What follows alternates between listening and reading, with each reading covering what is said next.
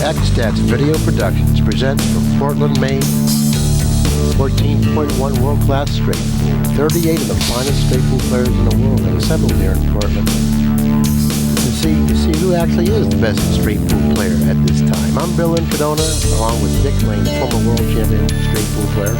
Dick, let me ask you something. There are 4 players that are on the undefeated side. 3 of them are 9-ball players. I mean, does that figure? How do you figure it? Well, you know, Billy, I've always believed that 9-ballers, once they gave straight pool a chance, would really like it because it's an ideal game for them. It's really a firepower game when you stop and think about it. I mean, that's what people are doing, is pocketing balls. And when the cue ball gets loose, I like the 9-baller to come off the end rail and come with a shot, you know, and keep his runs alive. Well, that's pretty good. You know, that's a good analysis of why 9-ball players are in the late position that they are in now in the semifinals. I could consider this a semifinal position. I talked to EARL Strickland before the tournament started, and he said to me, you know, Billy, he said that I know I can play straight pool. Matter of fact, I can do a lot of things that straight pool players can't do, and he described what he was talking about when he said, like, for instance, I can make any tough shot. He says, give me a tough shot, I'll make it. I know a lot of straight pool players can't do that. And another thing that I can do is that I can move the cue ball through the balls, you know, that on certain break shots that require a good solid stroke. I know that I can move the cue ball. I can get away from the stack when the angle's flat. I know that I can do those things. Right. One more thing about Earl too, Billy, that we all know he can do is he knows how to win. And that is a big factor. The idea of getting out there under the lights and really being able to come with power and perform. What better example of that do we have playing on the tour than EARL Strickland? That's a nice break. Looks like he can break too, Billy. Look at the 5-ball. Very little movement from the 5-ball, and the reason the 5-ball really didn't move as much as it normally does is because he hit it very thinly. Right. And then it just about managed to reach the bottom cushion, and it's about 5 or 6 inches off the bottom cushion. Now the other end of the rack, where the 6 and 8 are, the 6 ball, I believe, was the end ball, went to a side cushion and back over, and the 8 precludes the 6 from being pocketed in the lower right-hand corner. So right away, Vlahos looks like he's going to take an intentional scratch. I don't blame him there. I think that's a good play. You know, the other thing I noticed too about the brakes on this equipment, this 860 is playing real fast, and what they've been using is a lot of spin on the cue ball, and that way they're able to thin the ball, and both balls get to the rail and back, and the cue ball uses the spin to go down table. And of course, Earl hit it with a lot of lateral outside English, and the ball spun down table perfectly. Let's see here. Strickland's looking to send a message right now early in the match. Don't leave me down here because I can pocket the ball. That's right. Well, he really didn't miss that by much. No, he didn't. I like the way he fired at it. Nice shot. There, though, was a typical exchange, you know, for a straight pool and 9-ball interaction. The straight pool player did the conservative risk kind of management thing. He took the intentional and put the ball in Earl's court and let Earl fire at it. Well, in all fairness, Vlahos really isn't considered a straight pool player. He's also a 9-ball player, and he's really earned his right to be here because, you know, he didn't get here because he's an experienced straight pool player. He also has a lot of firepower. Mm-hmm. I wouldn't suspect he has as much as Strickland, but, you know, we're looking at 2 players out there with very similar styles. Well, this is my first time to watch Nick play, and that'll be a treat. He's going down table to get rid of these balls that, if left to the end of the rack, sometimes can be troublesome, Bill. And it's also good to kind of let your stroke out, let the cue ball kind of slide down there, 3 rails, you know. Nice shot. Yeah, it's really a good idea. Looks like he's going rail first here, Bill. Yes, he is. Wow. A little risky, but what do you think? A little risky. I thought that he did have the angle to force that particular shot, even though he may have only left the bottom cushion maybe 12 or 14 inches. The 3-ball was placed really conveniently in front of the lower left-hand corner. I thought perhaps he should have chosen a little safer route in regard to pocketing the 13 ball. And he really can't allow Strickland at the table. No, you can't. This is really neat. I love the flow of Earl. He's getting ready to really pace. You can see it. He's going to move quickly from shot to shot, just the way he plays 9-ball. And that says a lot about Earl's confidence, regardless of what game he plays. When you watch a player play and there's little indecision, that's a confident player. Sure is.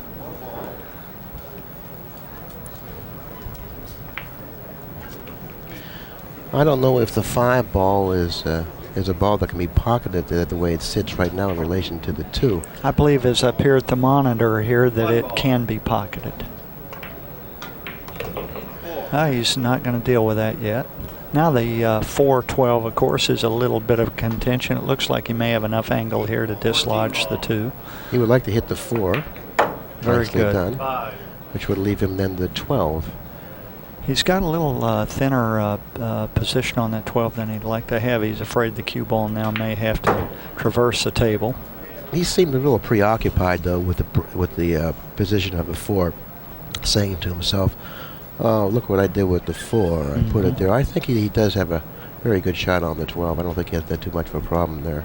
Oh, now, yes, I see.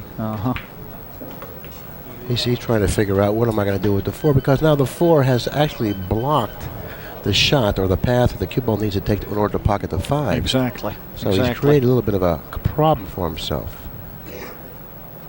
He wanted to shoot the 7 to alleviate that problem somewhat, but he just really couldn't bring himself to do that. So let's find out how he handles it. Knowing Earl, he may just settle up for either one of those combinations. He could shoot the 4-7 or the 4-5, but I'm sure he's going to try and avert that kind of difficulty. No, he's in line for the 7. Maybe he'll spin off the rail, hit the chip 4. the 4. I agree with that. He tried to. The English really didn't take. Wow, got away, didn't it? I believe he had to use a little bit of a draw. Yeah, a little bit. You're right. Just to chip the right edge of the 4. Just 4 as we peer at it. The 9 will not pass the 6 into the lower right-hand corner. Cutting the 4 into the lower right-hand corner would be a very, very difficult shot. Maybe a little bit too much to ask of yourself, especially in the early stages of a match. Even with Earl's 9-ball ability. That's all right, the combo. Right up his alley. Whoop. Got away. Now Vlahos is confronted with the problem of the 4, 2, and the 5. The 9 ball is a nice ball to break him with. That means if he intends to break him with the 9. If he could shoot the 6, Billy, and cross on the top side of the 9 but come down a little bit, he could shoot the 4 in the same hole. It's a possibility. Or he may try and spin to the end rail, and that way he takes the 4 out of the shot inside the 9, to the right of the 9 here. And if he does I think that's what he's doing. If he does that, then he'll have to go around the table again for position on either the 2 or the 4 if he expects to leave the 9 as a break. Oh, he's playing for the combo. Well, he didn't get down far enough to shoot the shot you suggested was available, so therefore he's fallen short of the mark and he's forced to shoot the combo.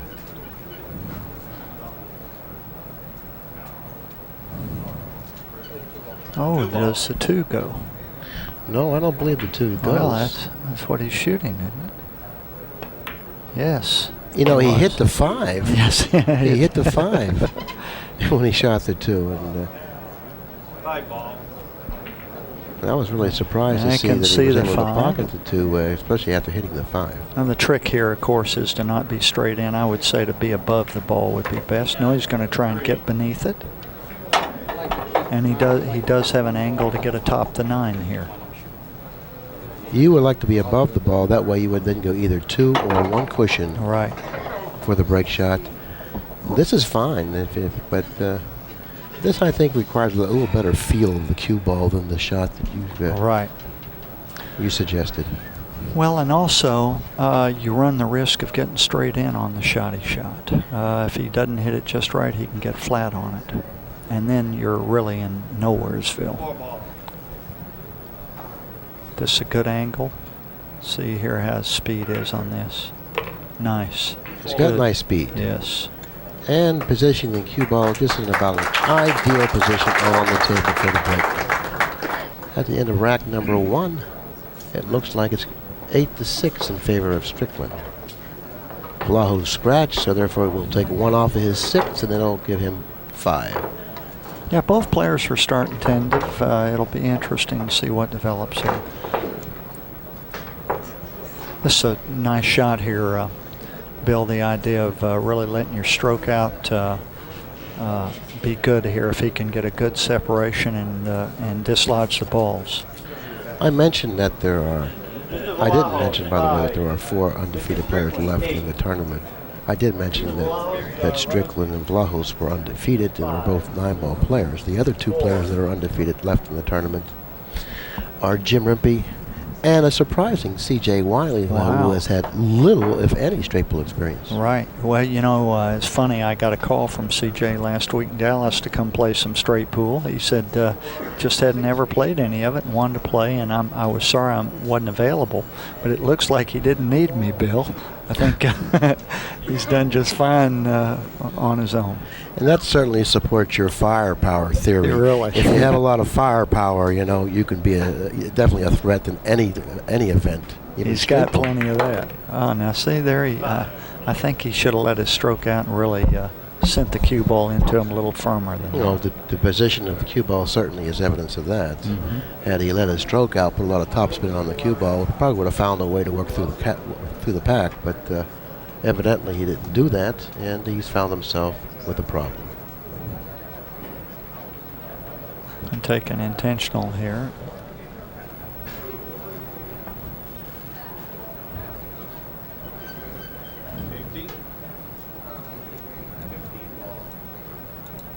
Foul. That's good. He's given Earl a little relief. He's probably trying to bait Earl to shoot the 10. What do you think? There you go. That's it. And it looks like Earl's making wasting no time getting ready to. Well, I'll tell you, that's great. If there's anyone in the world that I would want or choose to shoot that type of a shot when you have to elevate, it's Earl Strickland. That's great.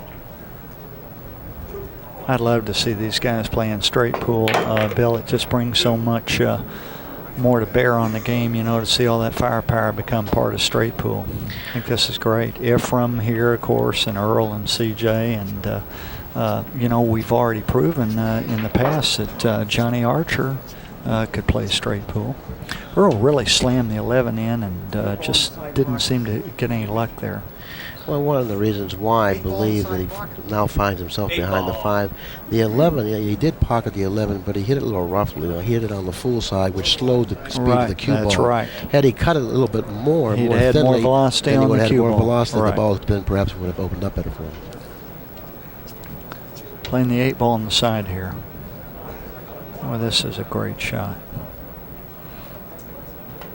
God love him. Wow, tough shot. he hits it with authority. Yeah, he sure I'm going to did. play position Great off shot. of this ball, you know.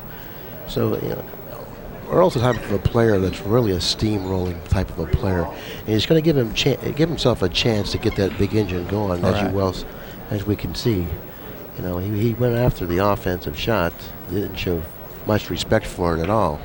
Now here, if he shoots the 5, there may be enough angle where he chips the ball, and he can, of course, afford the luxury of going downstream because he's got the 14, the 8 down there. Of course, there's always a possibility of a bad chip and scratching in the corner if he elects to hit it that firmly. See here what he does. I think he's going to hit the 12 ball a little fuller. I don't think we'll have to worry about scratching in the corner. From my vantage point, it certainly looks like he's going to hit more. I think you're right. Yeah, I see what you're saying. And then he should then go down table to the left of the 8, about a foot or so. There you were go. right. Perfect. He went right through the 12. Right. Good shot. Through the 12.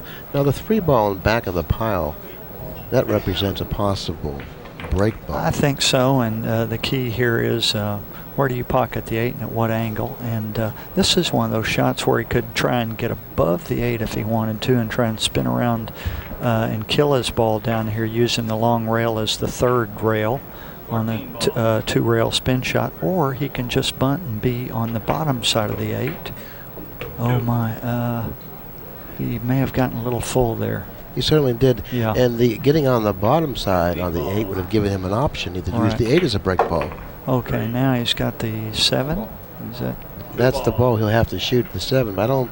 And he's going to go into the 3 here. Dick. Yeah, this is unfortunate. He just didn't get position on the 8 where he could really get down here and use the 3 in an offensive mode. Oh no, he had one there. Right. Dead ball. That changes everything, doesn't it? It certainly does. As a matter of fact, now I can understand why he got so full exactly, on the 8. Exactly.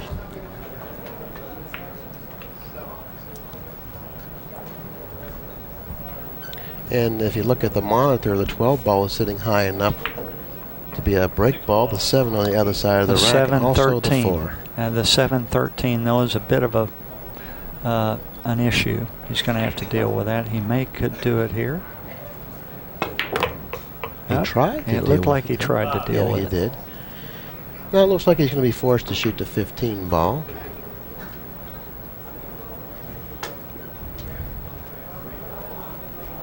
Both the 7 and the 13, before he shot that particular shot, would have gone in the upper left-hand corner. Now just the 7 goes up there. So therefore, it's not surprising to me if he plays position for either the 7 or the 13 in the upper corner. But he can't do it with the 13 because now the presence of the 4 precludes him from doing that.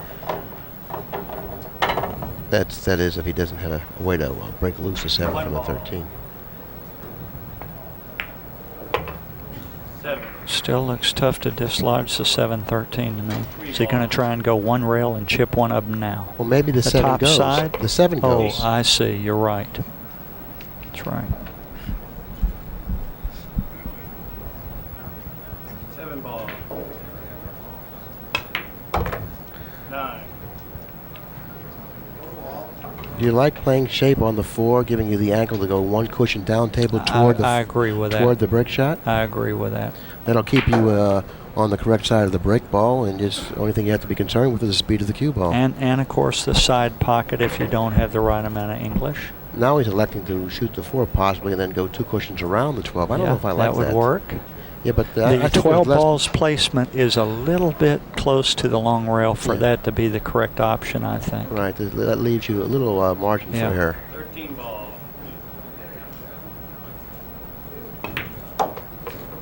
No, I like what he's done. That'll here. work. That'll work. Now, like Nick said, the only thing you really have to be concerned with is the right-hand side I pocket. agree with that. That's correct.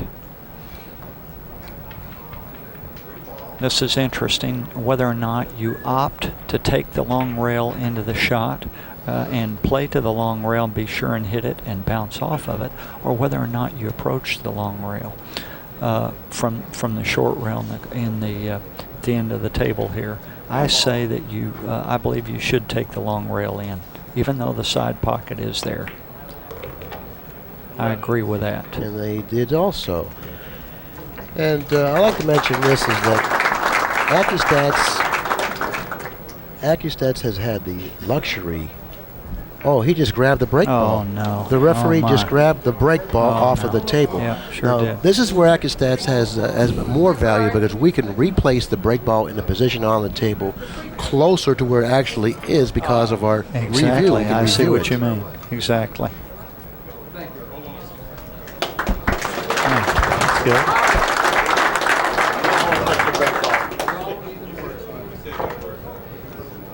Yeah, there you go. I like that. Earl's giving him every benefit there.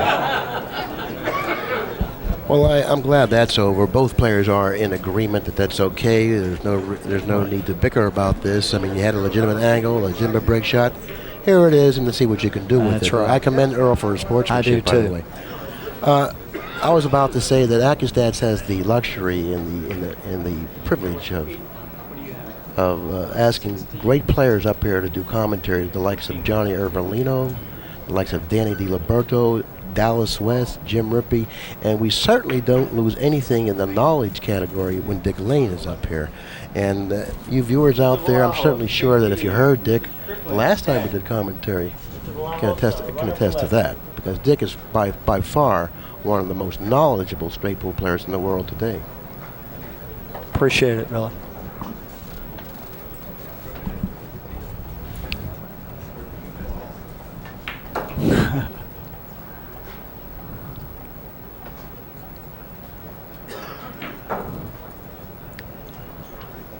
Now let's see Billy if he hits What if this Nick ball says, with a Arrow, little- I think it was a little higher than this. Yeah.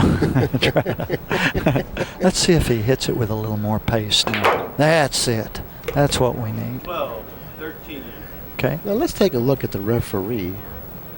He's going to grab the 12 ball, and it actually was a little higher, wasn't it? Yeah. But he said, let me get this one while I have a chance. That's right. We've seen it all on ACCUSTATS, haven't we, Billy? Well, if needed be, we could have replaced that ball just about in the exact position that it was moved from. Exactly. But of course, both players were in agreement that it was okay with the way it was replaced. And I appreciate Earl's gesture of sportsmanship, because he was the one that would have been the violated player, and he stepped up and put it in the right place. He put it as close to where he believed, just to diffuse the situation. Well, I really don't understand why he would be the one that would have been the violated player. Perhaps it would have been Vlahos also. Well, because that's true. He could have had That's a better true. angle. That's true.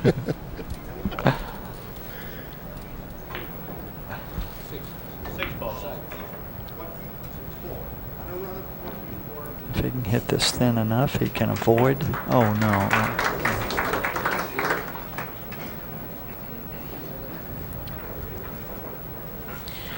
Well, that was quite surprising. I don't think anyone expected Vlahos to miss that ball, even though it was a little more difficult shot than a lot of people anticipated. Some of those shots that we have that look easy aren't really easy, and that was one of those tricky little shots, I think. Looked like he was partially bothered by the ball he shot by there off the rail. 15 ball. Is Earl going to go into him here? Let his stroke out a little? Yeah, there it is. Yeah. Well, he's got the 14 if he follows it up. Earl's very unhappy with himself. He's saying, I'm a champion player. I'm not supposed to do things like that. I know that. You know, and he's gathering his thoughts now. No, he played rail first. Uh-huh. 2. The 4-9 at the end of the table seem like they're laying reasonably well. He's going into him again, Bill. And once again, missing the pal. Wow. Can't tell if the 210 goes. Looks like it perhaps does. He's got the 9. Oh, the 9, of course. That's right. He figures to hit the pal this time. But not the part of the pal that he wanted to hit. That's right. If he hits it fuller, of course, then he's got the 4 ball as his safety valve. As it was, he chipped it and went down table. He's got one more margin call here, but the 9 ball player he is, I sure like his chances right here above, say, a typical straight pool player.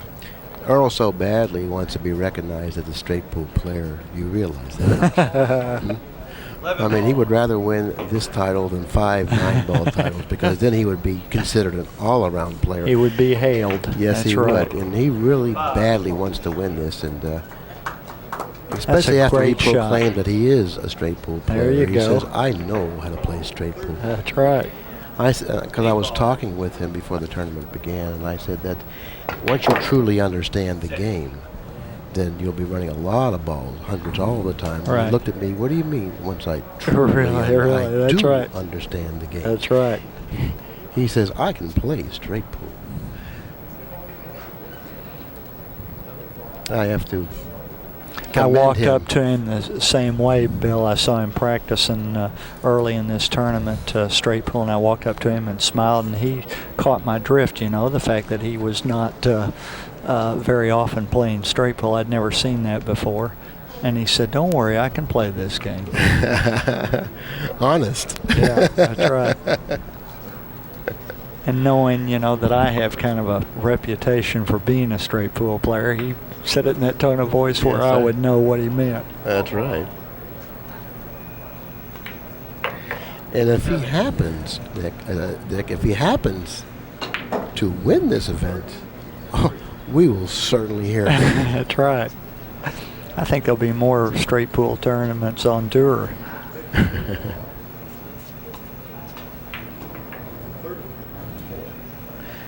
And by the way, he is an advocate of straight pool now. He really enjoys the game. Great. And he said that all these years I've been really talking about the game, you know, in a negative sense. But now that I've learned to play the game, it's a great game. Wonderful. You know, and I'm going to play a lot more of it. 13 ball. Well, that was a nice shot there. He's trying to get the 2 ball out. Now it's a little high perhaps, but I think he can work with it. If he shoots the 5 in the side, then he'd have 2 rails on the 1 ball to get on the 2. He may pull it back. I like that. I think that's the best shot. Not only did he move the 2 into a higher yield position, he's got the 2 rail shape off the key ball, which is ideal here. Come right up where his hand is now. 11. And there it is. Very good. Now we get to see Earl unleash with a little velocity here. What's the score now, Bill? 71 Strickland, 19 Vlahos. Now that we have a moment, I'd like to acknowledge the sponsors of this event. Skillful Vending and Spot Shot Billiards were actually the main sponsors of this event, along with Dufferin and Simonis 860, and also the PPTA kicked in some money in this event. So we'd like to show our appreciation for all those sponsors. I think that's great. You know, these people getting behind Grady and the production. That's wonderful.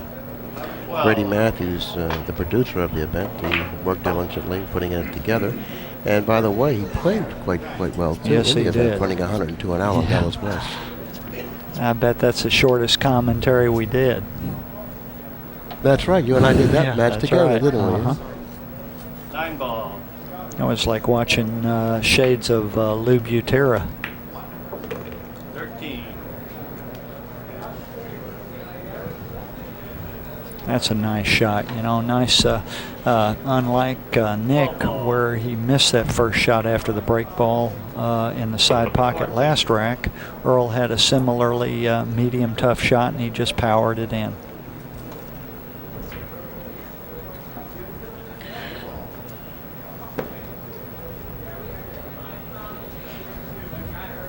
Now he knows he doesn't like it.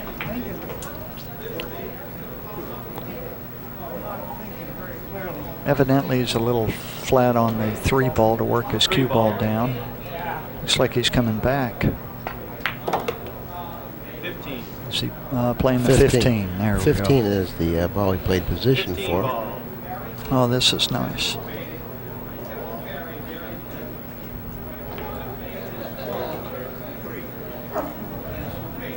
He'll probably have the, well, he's going forward. I like him going back. I did too. 8. I agree with you, because in going back, I think he could hit the 8 and chip the 4 into a potential break shot position rather than going forward, where he doesn't really have a break shot that's of the high yield variety.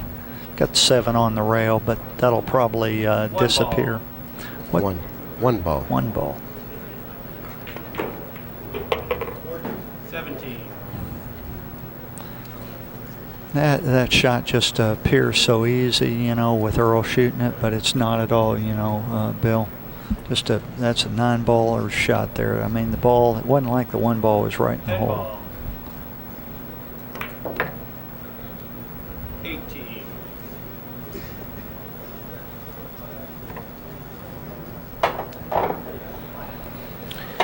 He could chip and go into the 6-8, but he would not want to hit the 11 if he opted to do that off the 13 here.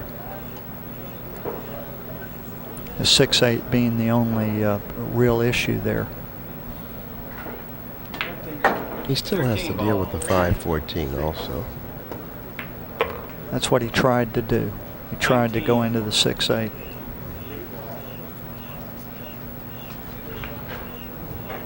Will he do it here if he can chip the 8 Yeah, here? I like that. I Yeah. like trying to go into the 6-8 here. Right. You got Chipping the 11 and the 14 for softly. choice. That's it. 20.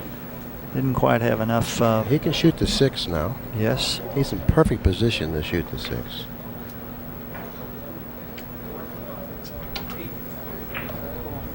Six ball. Will the 5 be the break ball, perhaps? Yeah, he can use the 5, and the key ball then would become, the 11 would become the key agree. ball.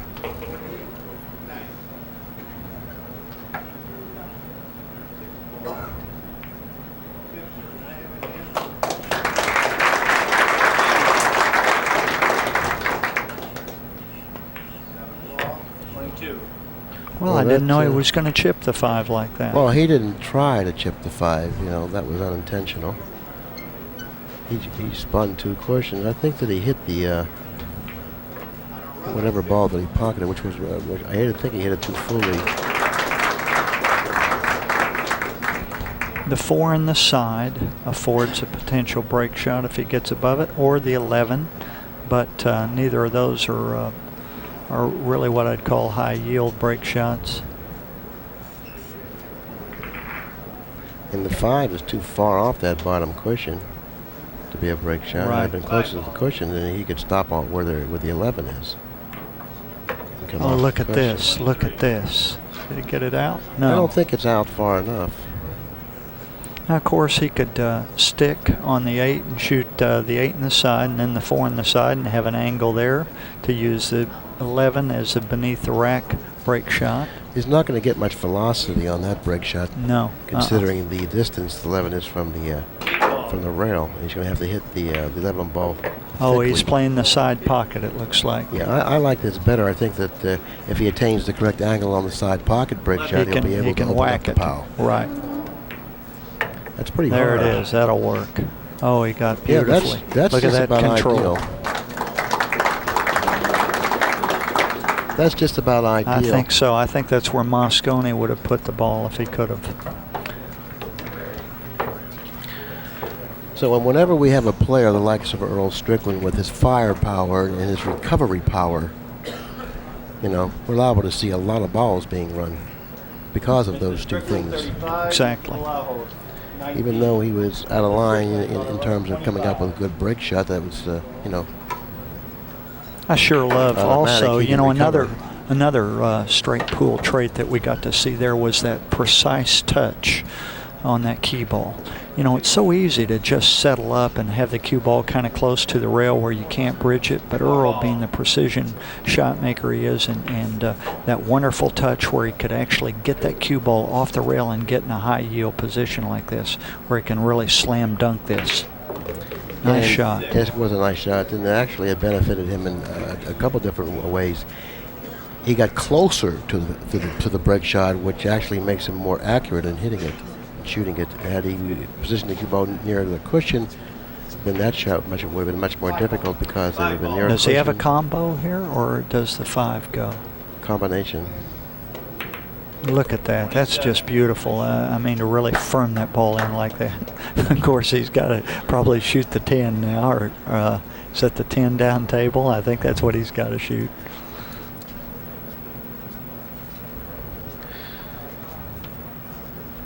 Still the early stages of the match. Nick Vlahos in the chair.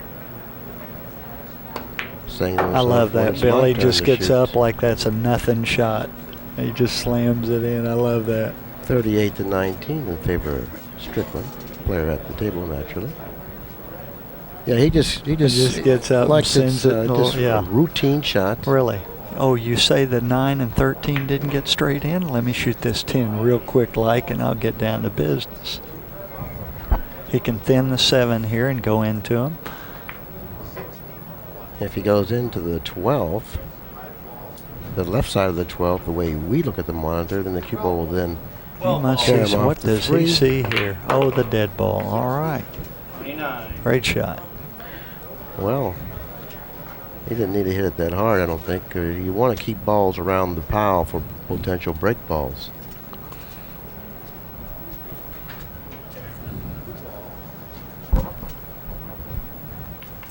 Maybe he'll shoot the 7 here and contact the 3, nudging it a little bit in a better position for the break. That'll leave him with the 11, or possibly even the 13. He's going to shoot the 3. I don't know if I agree with this. What do you think of this? I think that's right. I think shooting the 3 is okay, and then the 1, and then the 13-9 is a bit of a contention. Get over here on the 11. 35. Let's see if he can get, of course the 7's a big ball here. It can tie him up if he goes 2 rails to get to the 11 and use the 7 as his safety valve. Here it is. That's correct. I like that. Boy, wonderful touch. Wonderful touch there. But the break ball still hasn't been determined. No, it hadn't. If he'd had just a little more angle, then the 8 would be his break. He could have chipped it here. He may be trying to, look, judging by the speed. Nope, he was chipping balls there. Now, if the 14 wasn't so full, he could chip the 2 out. He's got to get rid of the 7. Now, he can play position for the 8, I would think, I and like possibly that. knock the 2 out. I like that. Using maybe the 9 as the key. Yes. For position to knock the 2 out off of the 8. Right, as the safety valve. Yeah, he has to get rid of the 7, though.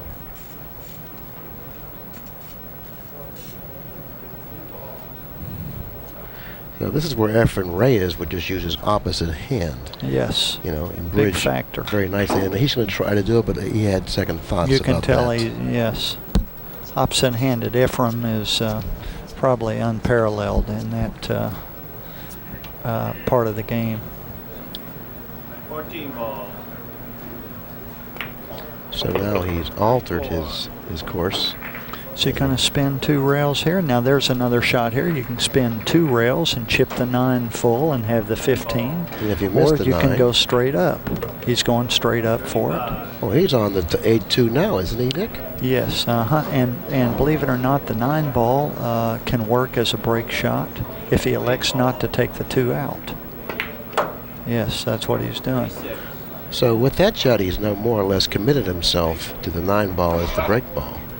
Yes, and the 15 is the key. Here you can spin 2 rails for the side, or 2 rails for the corner. That works.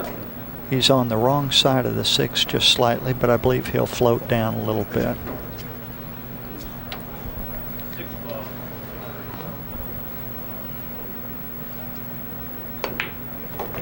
Now that was a good Yeah, stroke. He sure used was. slightly under a high ball, which gave him the action that he needed. Right. Had he used just a high ball, then he would have went further to the left and may have perhaps put himself out of line on the key ball.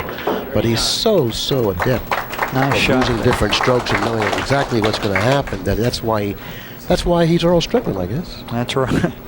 And you know, this is normally a left-hander's break shot, but Earl's got the height here, which comes into play where he can reach this shot and really put some power into it. 49 to 19 now, the score. Earl Strickland actually in the lead.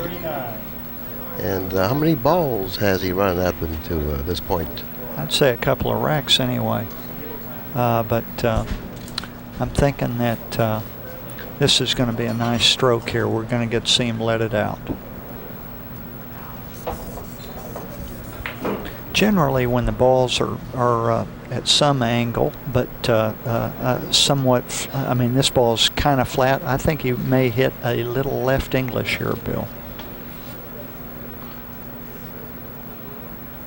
Hitting it with low. It's a nice shot. 40.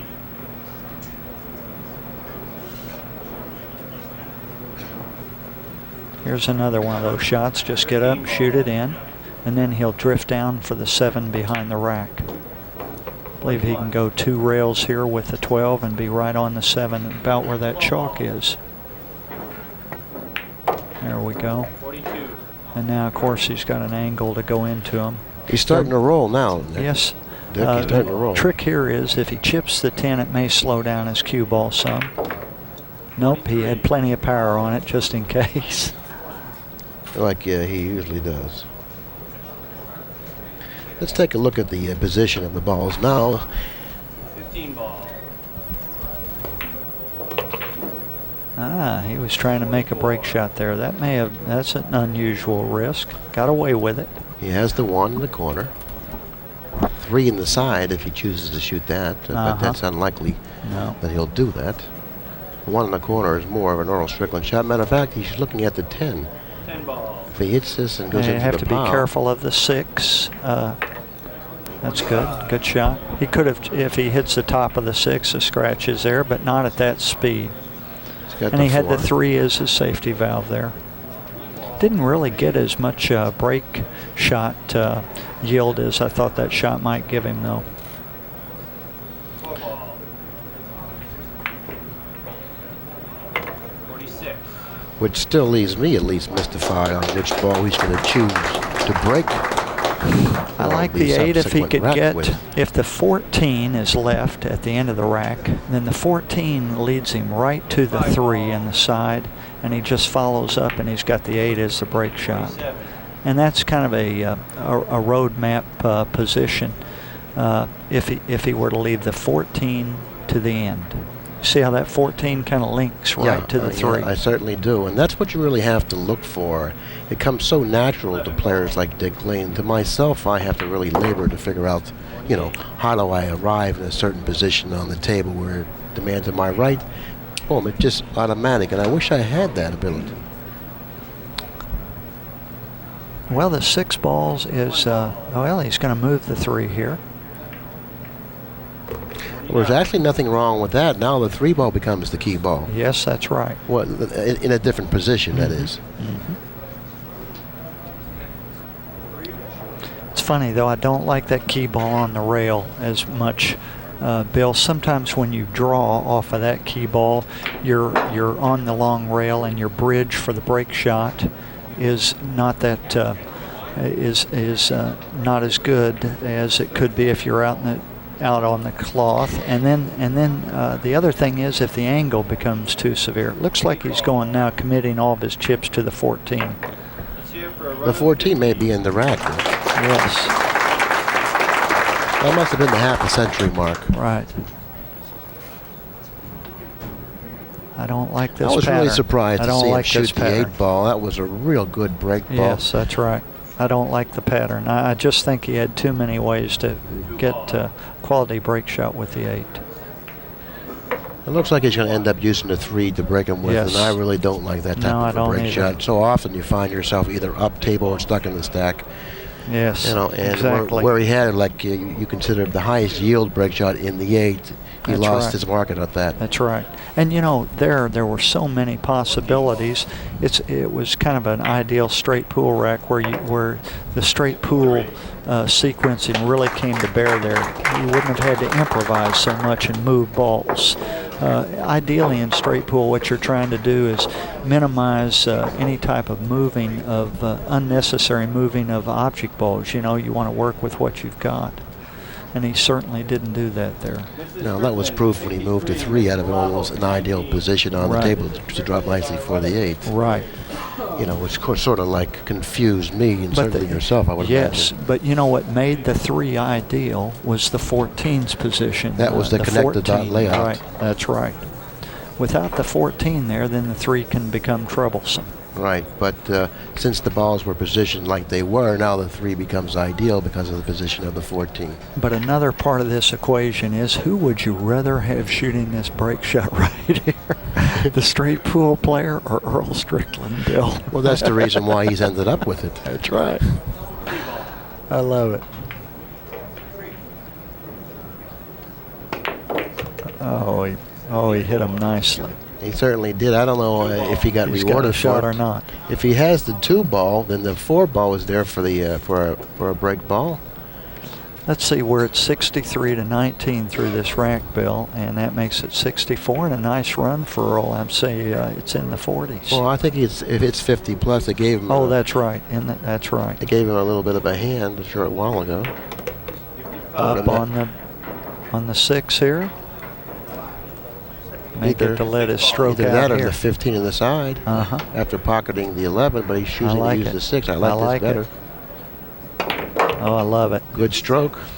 Like he said to you earlier, he can move the cue ball through the pack when he has to. There it shows up. And I would like to bring to the attention of our viewers and the people out there that have the headsets on, I believe that EARL Strickland has the most powerful stroke in the world today. And if you ever watch him practice, it'll certainly be in evidence, because he really draws the cue ball around the table and does some of the most incredible things with his stroke.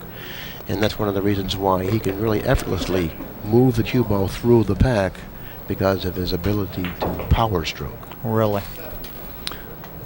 You know, everybody talks, it's an age-old conversation about what a mental game pool is, but, you know, it is an athletic endeavor as well, and Earl's living proof of that. You know, the physicalness he brings to the table. He just plays with such power, and that long, beautiful stroke, it just flows when it gets going.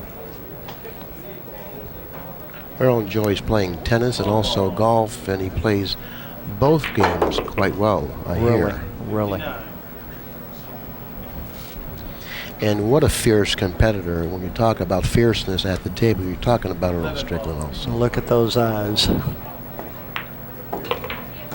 And like Dick mentioned Just a the little four earlier, go that here, he knows how to win, and he so badly wants to win. Yes. I like this. The 4 breaks. And you have to be careful of the cue ball getting away. No, it didn't. Oh. Hit it a little bit thicker than he wanted. Wow. Now Nick Vlahos is really asked to respond to the challenge here, because he understands now, if he didn't before, that Earl Strickland has definitely come to play, and he's going to have to play a pretty good game if he expects to win.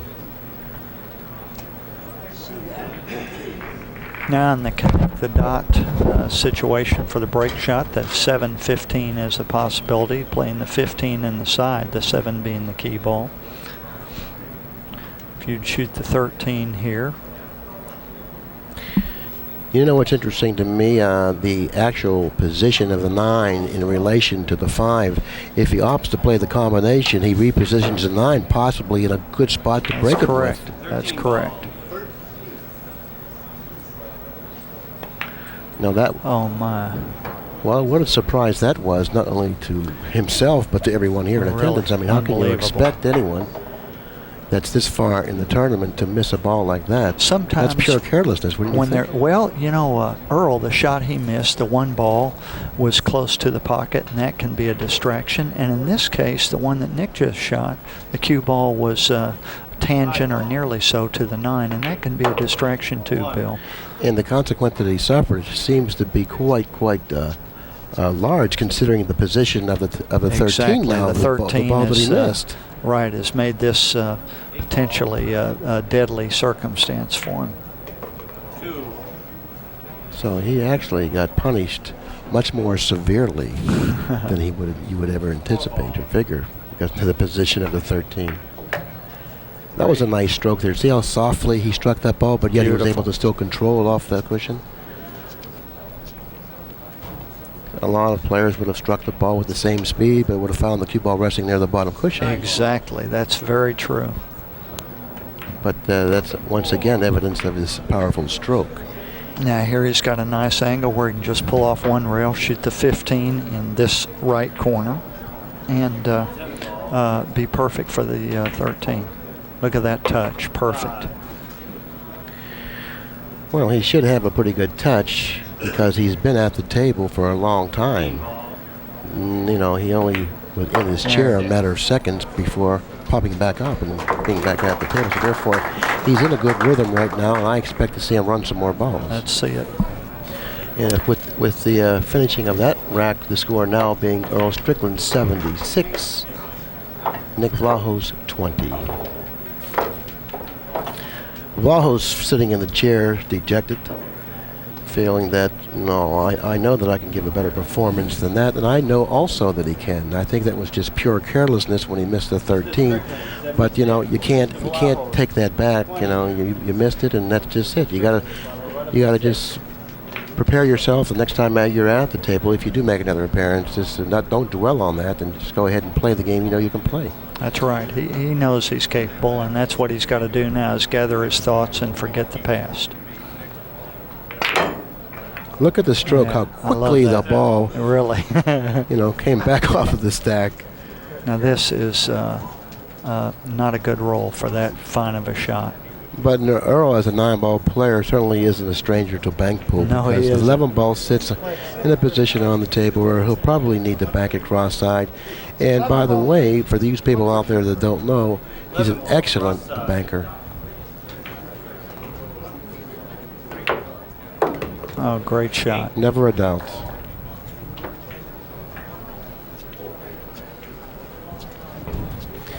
He has many shots in his arsenal, believe me, and he'll probably utilize most of them playing straight ball because of his inexperience If he in gets the game. above the 1 here, no, he didn't elect to do that. I'm thinking if he gets above the 1 a little bit, then he could float down for the 14 in the corner and have the 3 as a safety valve. But he's going to shoot the 14 in after the 3 without a safety valve. Well, he's almost forced to do that, Dick. I don't think he has much of a choice. Looks like he's going to go into the 5 here. Now look where the 5. The 5 is really close to the 2, but I don't think he's going to get much ball movement here. No, you're in regard to all the other Whereas balls. if the 5 were tangent to the 4, he might get some. There's a little separation. Let's see. No, he caught the other side of the 5. Well, he's going to be okay in terms of saying, well, obviously I was wrong. The ball hit the point, but the pocket was so forgiving that it happened to suck it in. Cloth is still a little new and forgiving as far as the pocket size go. Looks like the 10-6 even may be close to going. He's looking at, he's trying to see what balls pass on that line. Well, very quickly, Vlahos can redeem himself now. He's back at the table and luxury of balling with ball in hand behind the hit string.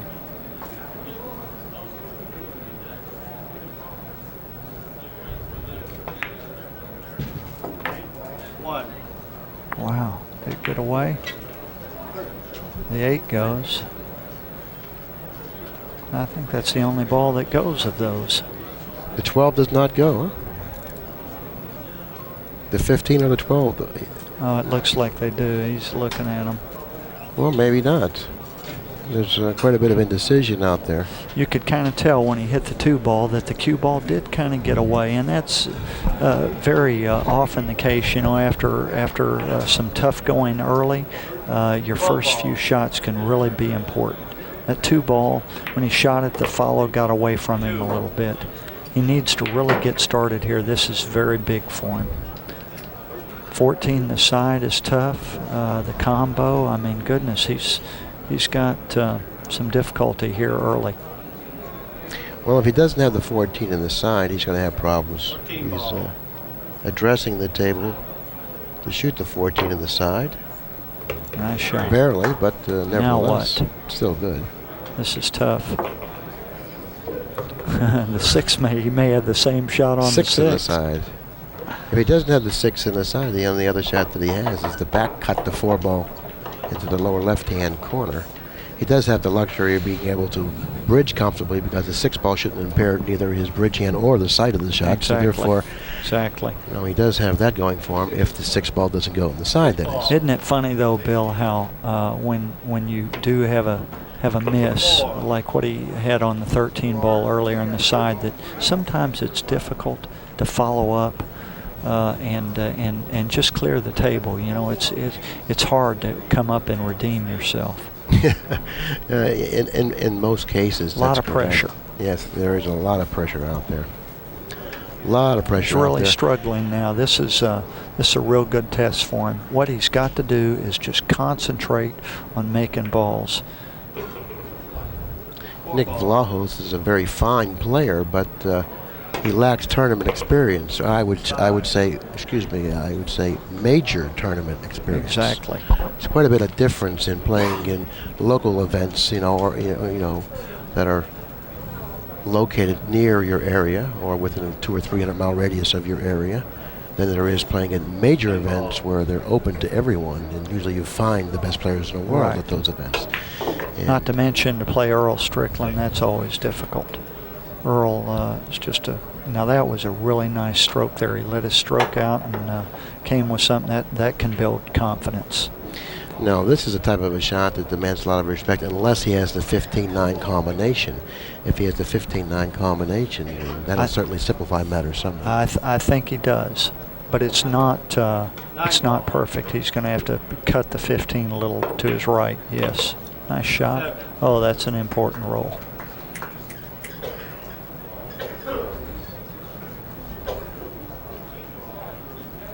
Now he'll spin 2 rails, or I would spin 2 rails here to the short rail. would go to the long rail, and what you want to be careful of is to not draw it too much and chip the 15 ball. And he can't be satisfied just cinching the 8 and staying on the right side of the 15. That's totally wrong. No, that's and right. He's got to go downstream here and work to get that high yield break shot. Exactly. He needs to be on the right side of the cue ball, certainly in this instance, and he has to be on the left-hand side the way we're looking at the table. Exactly to be on the right side of the key ball. Here he comes now. No, okay. That is correct. He very probably nicely will be struck. rewarded for his courage there. Very nice. Now, of course, on this shot, he may be fairly full on this ball, and it's real easy to want to just try and flat draw that ball up there. But I believe the best thing to do is to use the long rail here with a little spin rather than flat draw this ball. I believe it approaches the 5 at a better angle than the flat draw, like that. And it's probably a lot easier to feel that type of a shot than it is to draw it straight toward the 5. There's less margin for error also. Actually, I don't think he had quite enough spin and maintained enough closeness to the long rail, and came in he came in at too flat of an angle. He should have had more angle and come up longer, and I think would have had a better yield here. As you can see, Bill, the cue ball is on the right side of the 5, and that affects his yield some and even engenders a potential scratch. The angle that he has on this particular break shot is kind of scary, because he has to hit it with a high ball, and depending on where on the rack he hits should determine his destiny. I don't know myself, not being a straight pool player, exactly what's going to happen here, what could happen, but I myself wouldn't want this break shot. No, that's right. Now he's got another option. The 5 ball is high enough where he could elect a chip off the top part of the ball with kind of a center pop stroke or a center outside, with a dead ball. But then, because of the weight of the balls, they're all together there. The weight of the balls makes the carom in the side pocket dangerous. And if he gets to the long rail with the cue ball, then he might spin down table. That's what he did. Yeah, he opted to go to the front of the rack. Actually, it was a safer way, I think. Right. And he had the ability then to let his stroke out. Exactly. Which would increase the accuracy of the shot considerably. Now, it's hard for me to say whether or not he'll go one rail for the 13 or actually try and stay beneath the balls here for the 11. It looks to me like he has to go around. Yeah, he's looking at the 13 there. What's wrong with using the 9 as a key for the 11, shooting an 11 I like in the that lower right-hand too. corner? I like that. I think that seems to be more or less automatic. I agree with you. I like that. A really neat thing to do here would be to barely trickle up and go 2 rails from the 9 here, so he could go 2 rails and shoot the 11 in the other hole. But there's some risks there because you might not get the angle on the 11. But the yield, I believe, is better going into the stack from there than from the side of the 9. Anyway, he's opted for the 13, Bill. Nice shot. Nice stroke, I like that. too. And he had the 9 Nice as his stroke. key ball. Nice stroke, getting a lot of ball movement, not only by the cue ball backing up, but also with the object ball separating. He put a good stroke into that particular shot, and he got rewarded for it. When I was young and played little football, and we'd run down the field and hit the guy for the first time, it always felt good to release the anxiety, the butterflies. It's a way of dealing with pressure. And of course in pool, there's something, the parallel would be to let your stroke out under pressure. When you pull the trigger hard and get good results, it really results in a good feeling and prepares you mentally to go on. Well, that's a good step analogy. it up. That's a good analogy, and very well put. And I totally understand that myself. I would like to go out there and not only let out, a good stroke on a couple of shots, but I'd like to run some balls. Well, and that's one of the things that Earl gets to do. All that power he uses in 9-ball, it sure comes up here in straight pool as well. Now here he can float down for the 3. I recommend him eliminating the 3. Oh no, the 1's in the way. That won't work. Looks like he's going to try and figure out a way to get to the others. That row of balls on the other side. He may do that now with inside English. Is he going to come up table with inside?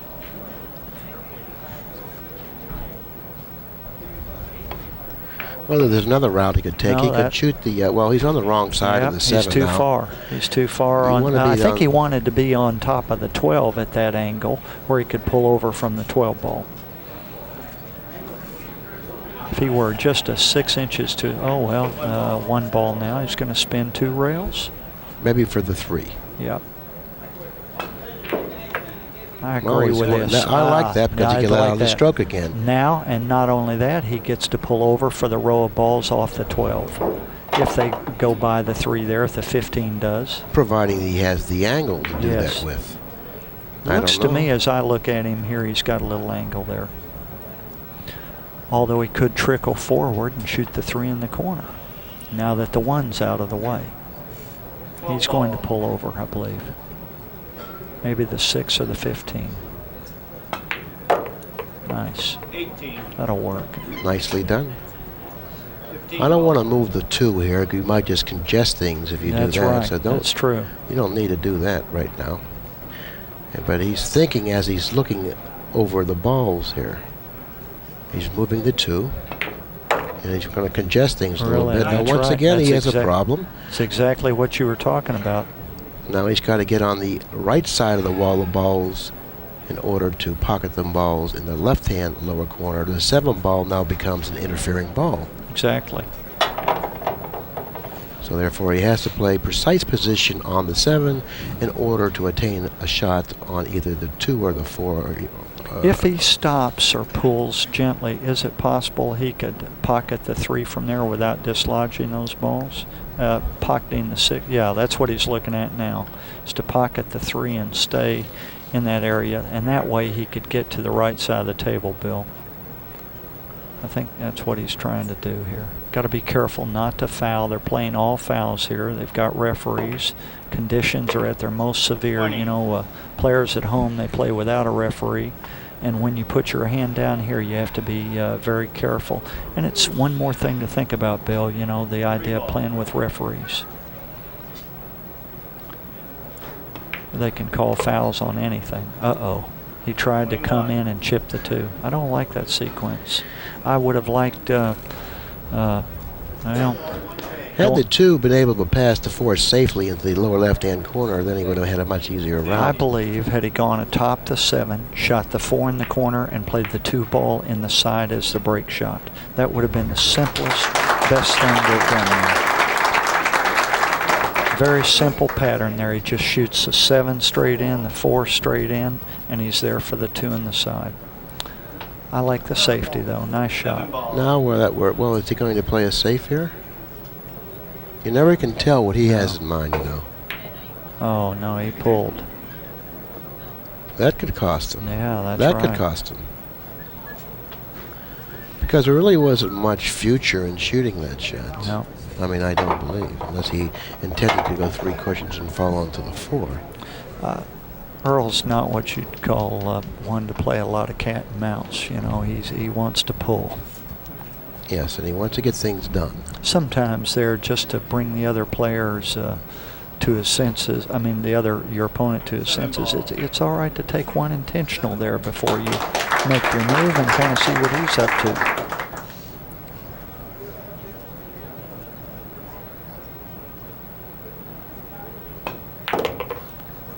Actually, though, I wouldn't like that either, because if you take an intentional there, his play is to move the cue ball where Earl cannot see the 7 and use those 2 balls to block the 7, and that reduces Earl's chances and makes Earl separate those 2 balls if he shoots. Yeah, so that wasn't really a good Now, test. does he have the angle for his side pocket break shot here, Billy? This is the way that we were talking about the rack earlier. I think he does. Yes, that's what he's played. Yes, he did.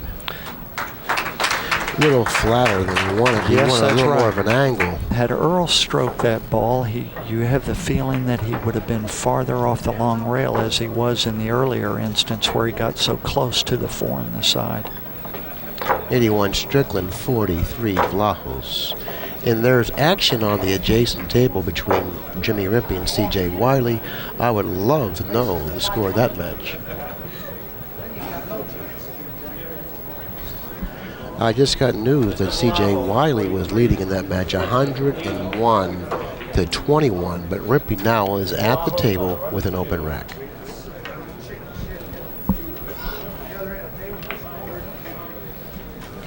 I'd like to mention also 4 excellent cue makers that have supported this event. Paul Motti from Pittsburgh, Tim Scruggs, Sam Serra, and Giuseppe Cues. So our appreciation once again goes out to those fine cue makers that have given their support. Nick's taken his time here as the balls have been racked. It looks like he's really trying to gather himself, recognizing the importance of this shot.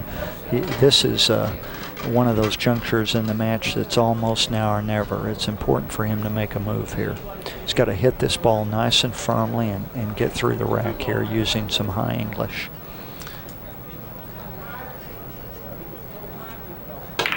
Nice stroke.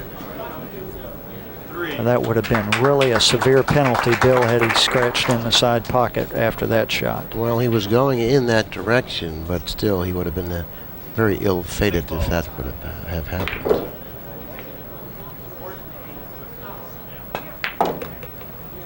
And now he's starting to play with some authority.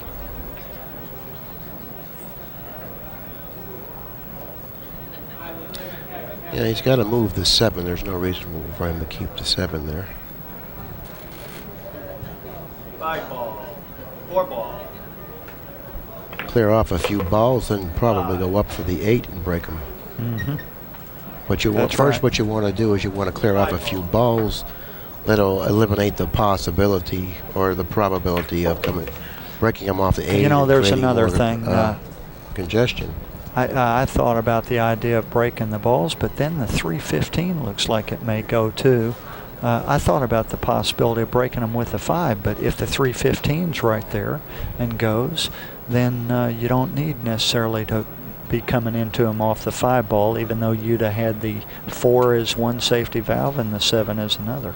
If the 315 is available, like Dick said it may be, then you all of a sudden become a ball worker instead of a ball buster. Exactly, and that's in keeping with the aforementioned tenet about not moving balls when it's not necessary to do so.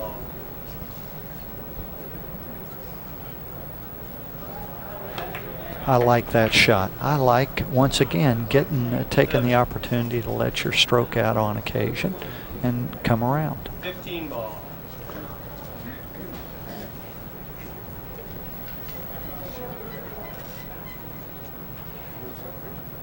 He's got both break shots. He's playing the 15, I think, here now. There it is. Uh-oh. Holy cow. Well, he's got the 12, and I think that's the only ball on the table that he can make is the 12 ball.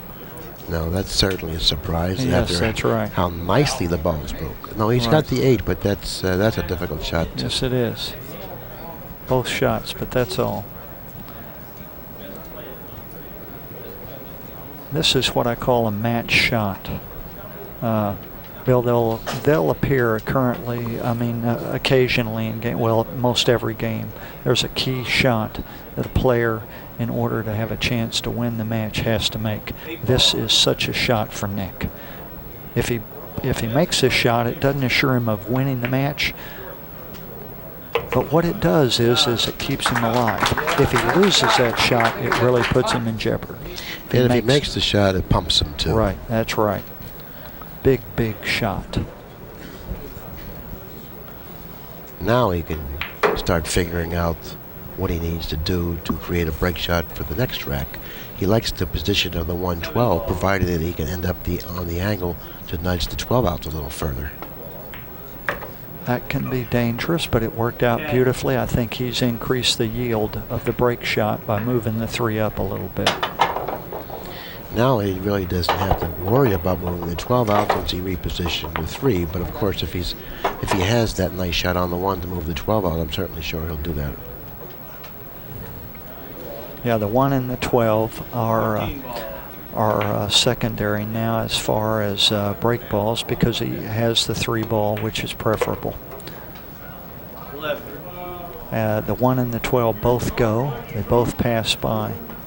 I don't like using the 10 as a key ball. I think No, that's, I don't either. I think that's a bad ball to use as a key ball, considering the position of the 10 in relation to the side cushion. So therefore, I would like to say that he would shoot the 1, 12, 10, 11. That would be probably a good way to negotiate the. So you're going to push the 12 for the side pocket here. Let's see, and then he could make the 12 in the side and go 1 rail for your 10 ball, and then have the 11. Nope. Oh, he's playing on the 10 now. 13. Oh, now this is great. If he can get on the 12 ball now, then he's got the 11 straight in. He for the right side, and he follows right up for the high yield break ball. The question is, will he draw the 10 above the 11, or come in between the 3 and the 12, or even go beneath the 3? I like staying underneath the 12. And he's making a crucial mistake here if he shoots the 11. I don't like this either. I agree with you. I agree with you. He's got a nice angle to get flat on the 10 here, though. Maybe he can draw it across table and get fairly flat on the 10. But you don't, once again, though, you don't want to get frozen on the long rail when you come across table here, Bill, with the cue ball. The other pattern played so much simpler. I think so, too. 12 ball. And now he runs the risk of mispocketing the 12 because he has to hit it with some speed. Not to mention, And this. And if he gets straight in on this is the what 10, we were talking about right that's there. That's why the 10, it really isn't That's why it wasn't any good. That's exactly to use right. as a key ball. That's right. He's perfectly flat, which is no good at all. 10 ball. Whatever he shoots for the break ball is going to have a bad bridge and a low yield situation because of his nearness to the rail the cue ball is going to have. Using the 11 as a key ball, there really wasn't a bad side of the ball that you could get on. No, that's correct. Using the 10 as a key ball, there were all kinds of things. Two ways he could for get sure too thin on the 10, right, or, exactly. or too full, which is what he's done. And now if he elects to use the 3 as a break ball on the side, he's going to end up near the cushion. And he's gone down a little too far for that particular shot also. Yep, looks like he's a little flat on it.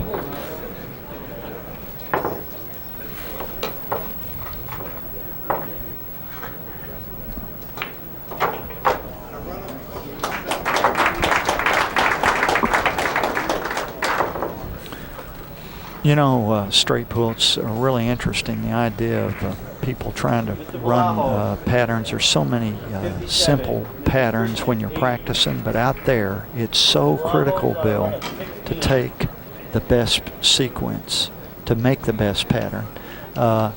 Even though they all seem so easy when you're practicing, you just seem like you can do anything with any pattern, but under the pressure, it really shows up. Well, the pressure you have to pick that simple pattern.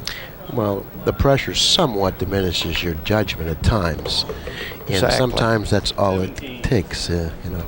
I like this. He's going to play the full safety off the 9 here and stick his ball, hitting the 9 full and trying to stick. I agree with that shot.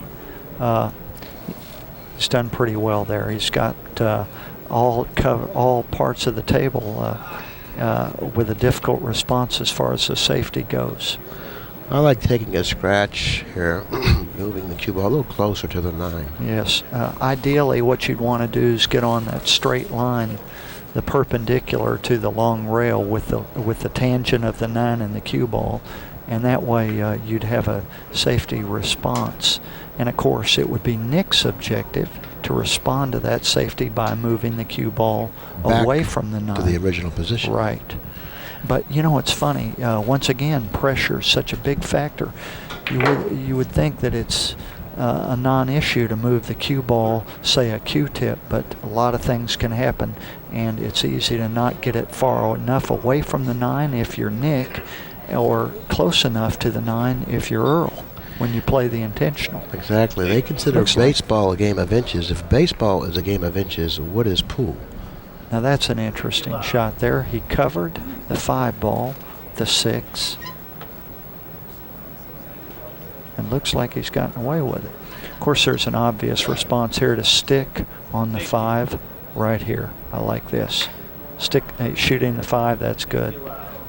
Oh my, That's actually it's too bad bad it went. break because Yeah. he would have then, That just covers more table.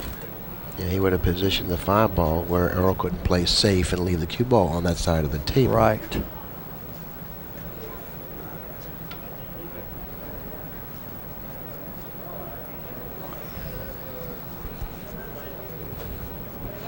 I'm not sure Earl's safety would have worked out had the 6 not come and covered the 5. It's almost like he'd left him a thin cut on the 5 ball to continue. 11 ball, cross side.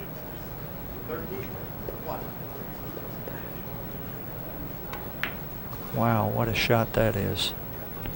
Now Now that's here's not typical here's a straight man that actually played position off of that, what I consider a difficult bank shot, playing 14.1. Unbelievable.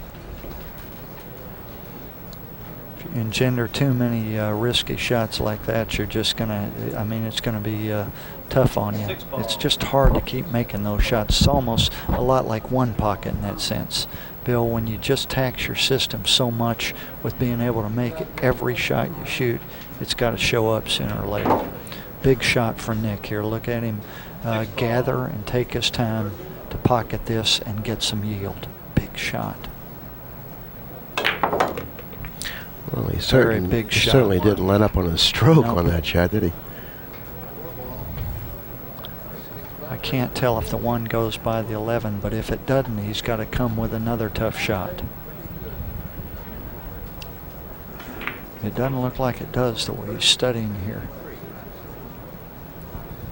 12 ball in the corner would be probably the ball of choice Wow, had I he's- been. Wow. It's like he doesn't have a pocket there. Yep, 12 ball in the corner. It doesn't seem like he's real happy with the 12 ball either. No. But if I were he, I most certainly would shoot the 12. I wouldn't consider shooting the 7 or the 14. 12 ball. Yep. He can't go forward, obviously. He's elevating. Nice shot. He was straight in on on the 12 ball, and by elevating on that particular shot, certainly decreased the accuracy He's of that got some particular shot. difficulty here. He's made the 13-8 where neither one of them go in the corner, and consequently he may have to break the rack, Bill, with the 11. It's possible. He's looking at the 15 on some kind of combination carom here. Object ball carom. I kind of liked your other thought, Dick, of breaking the balls off of the 11 in Yeah. the side, because you have a lot of protection considering the Exactly. angle that you're coming into the pile. Exactly. The scratches in the corner 7 ball. don't loom that large. Look at that spin. Oh, boy. Should have never 3. changed that damn Wow. tip. What happened there? Was it a close make Yeah. or a near hit? Yeah, very tough. Now here he's considering going into him. I 14 like ball. playing on the 11. I think that's what he'll do here. Yeah, he doesn't seem to be going underneath at all here. He's going to Yeah. play on the 11. There you go. And I like really, it better than the 1. yeah, I really like the angle the cue ball is going to be going into the stack. The trick is to not hit the 13 first. He didn't. Great. Nice shot. Does the 8 have room to go into the side That from would this be position? important if it does. That would be a big ball. That's a I mean, really, problem ball. they kind of rolled poorly there for him, even though, I mean, that was about as bad a roll as he could get, but because he took the correct sequence, even though they rolled poorly, he's still in total control. I don't really think they rolled that poorly for him. You know, he's got a lot he can do. The 5 ball Is goes. he going the to 2. just barely tap it in and shoot one of the balls in the side, or is he going to try and move his cue ball He's 2 gonna move rails? it. He's moving it. He's going with right hand. Got to be careful English. of the 9-ball chip. If he chips the bottom side of the 9, Yeah, he it could gets be tough. stuck. That's good. Now he's loose, and it looks like he can chip the 13-8 here. Off of the Pull up. 5. Yes, off of the 5. Not disturbing the 4. Exactly. That's the key. 5 ball. To not disturb the 4, chip the 13-8. Very good. He liked it. Yep. He's starting to get some fire in him, you can tell. Picking up Look his at that pace pace. now. That's right. It's funny how you and I both noticed that. Saw that. But it was so obvious that the deliberate Vlahos all of a sudden very quickly approaching the table. Really.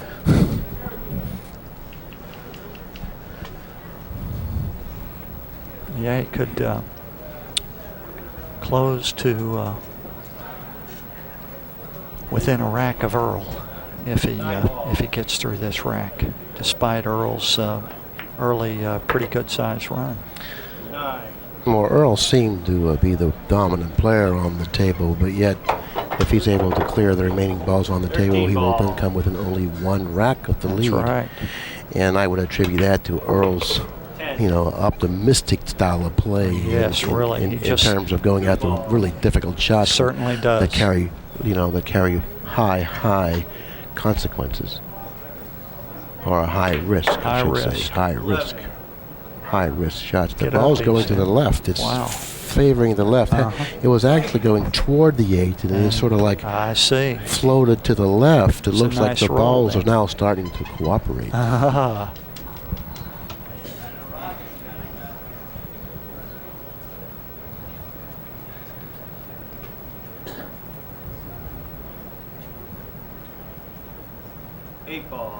Sometimes there's a mindset in straight pool that rather than trying to engage the guy with a lot of cat and mouse and play a lot of safety, you want to take your shot. And that's what Earl did with that 11-ball bank. He may have thought that playing a lot of safe there was unnecessary. He gets up and he looks at the 11 and he said, well, I think this ball can go in. And it may be to his undoing, but you have to admire him for the ability to get up and see and take on that kind of risk, Bill.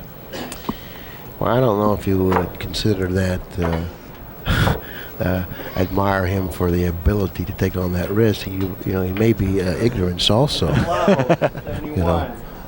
I mean, if you continue to shoot shots that carry that high a degree of difficulty, I don't think you're going to be making a living playing straight pool.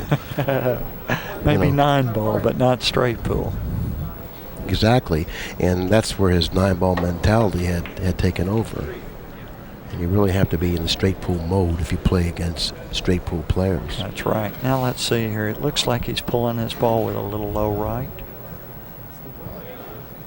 Now, once again, I like following this shot. Maybe I'm wrong because I'm totally ignorant when it comes to breaking the balls, but I think follows good on this shot too. I agree with you. And there's your reasoning, Bill. There it is, right there. That's the reason. Get lucky, Earl. Though under pressure, the shot can appear easier to make with a draw stroke, just to cinch it in. And sometimes you'll shoot the lower percentage just to pocket the ball. Now this is interesting. Going to bring Earl to the table again. It's very intelligent, though, because Nick Vlahos knows that he doesn't want to shoot this shot. Right. He doesn't want to shoot the shot, and he also knows that Earl probably will. Right. That's right. And Earl will. Look at Earl's smile there on his face. You can tell that Earl thinks that this transaction he's got way the better of.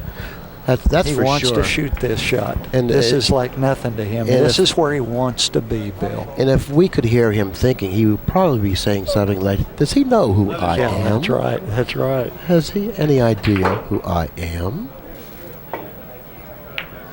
Oh. Well, obviously he made a good decision, and Earl Strickland. Oh my! Look at this yield. Looks like he can thin the 3 and go right into him and really barrel balls everywhere. It's not often you'll see Earl Strickland miss a ball like that, quite frankly, But playing 9-ball, those shots are made. That's right. Much more straight often pool than is straight pool. Is in a way it's in between one pocket 9-ball as far as shot making goes. In one pocket, shots are extremely difficult to make, and in straight pool, they're so important that what will happen is they're kind of in mid-range.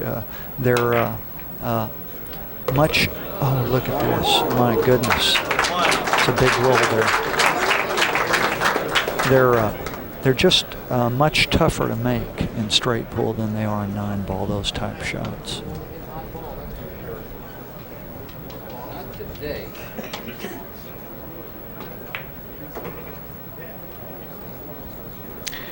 Now, after pocketing the 1, Vlahos has to be particularly careful how he positions the cue ball because the 9 and both the 7 are very big balls. And he wants to, blocking the pocket for the 13. Exactly. So therefore, he really has to be careful here that he comes up with a shot. I myself would float it. This is a big, big shot, Bill. These kind of shots can be missed in straight pool right here. Big shot. Oh, he hit it pure. Beautifully. Really let his stroke out. I agree with your earlier reasoning, though. I think there you just want to cinch that ball. That shot's so critical rather than really slam dunk it like that. Well, I myself would have floated the ball because I always would have had the option of going rail first on the 13. Exactly. I agree with that.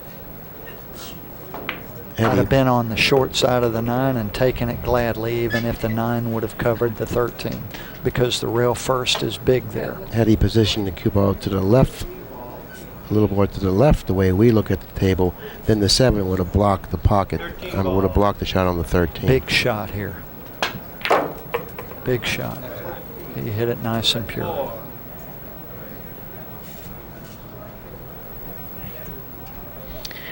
Anyone can give us a report on Wiley Rimpey.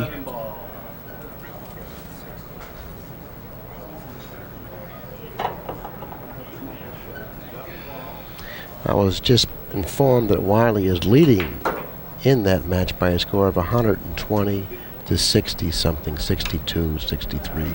Rimpey in the chair, Wiley at the table.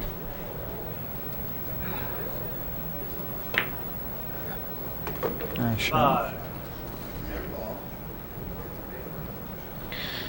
He must clear the 6 ball. It's a big, big ball there to clear because it blocks the pocket for the 12 and also the 10. Exactly. It looks like he's got enough angle here to go 2 rails and get above those 2 balls. Maybe and the preferably 15. Get on the 10 over the 12 because then the 12 becomes the safety valve if you go into the 15. Uh-oh. How about the 15 on the side? He could have gone on the 15 on the side, maybe. That's right. That would have really simplified the matters quite a bit. 5 ball. He's a little clumsy on the 5. Now he is. Now something goes there, evidently. The combo may go. 15 in the corner may go also. Yes. If the 15 in the corner goes, I think this rack here is going to be played a lot more simple. There we go. Now if he can just keep that 2 there, it's in a very good yield position. And the 11, as simple as it seems, just right up there on the long rail, it's not even frozen, Bill. In straight pool, it can create an issue. To get off the 11 and come across table for either the 7 or the 2 late in the rack here. 10 ball.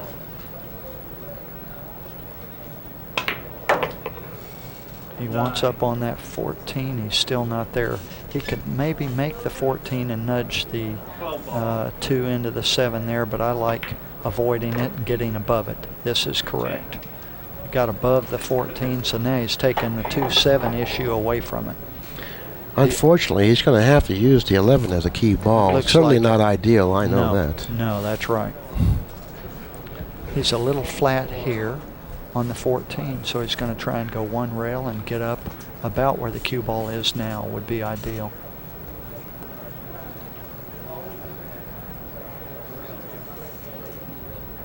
Ball.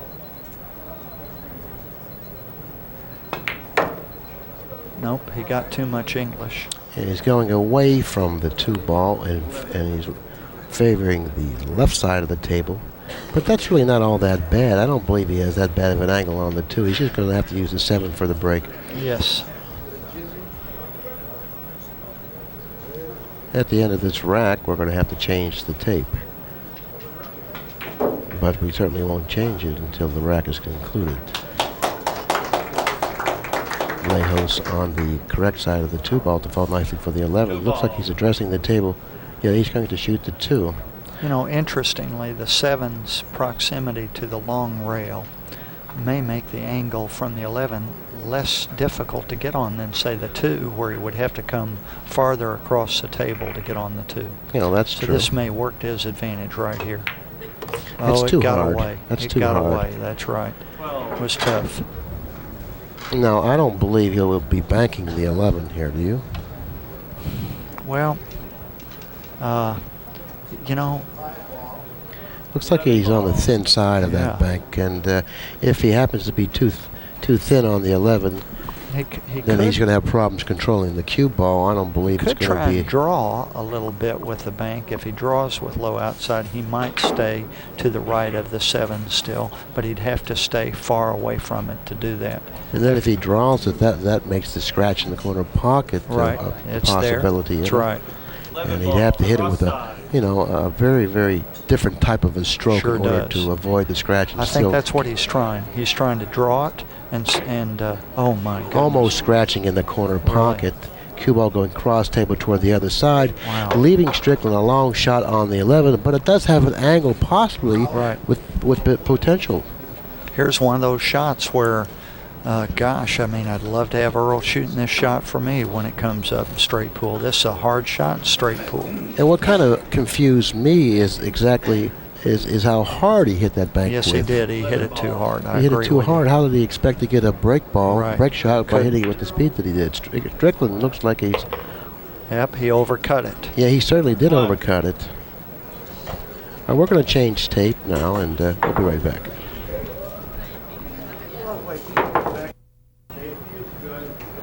What was that Earl was just saying to you, Billy? I don't know. I didn't hear him, but I think he releases pressure by talking to himself. Really? Little commenter, look at this shot. Holy cow. No hesitation whatsoever, just certain he can make it. He who lives by the sword can die by it, Billy. And in this particular game, he's been a door opener, and that's too bad for him and very good for Vlahos.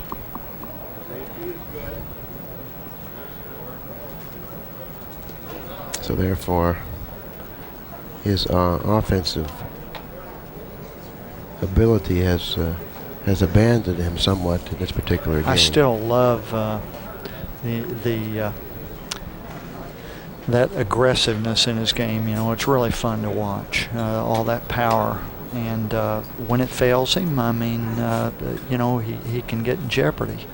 But you know, it's funny. This score is close, and anything can happen yet.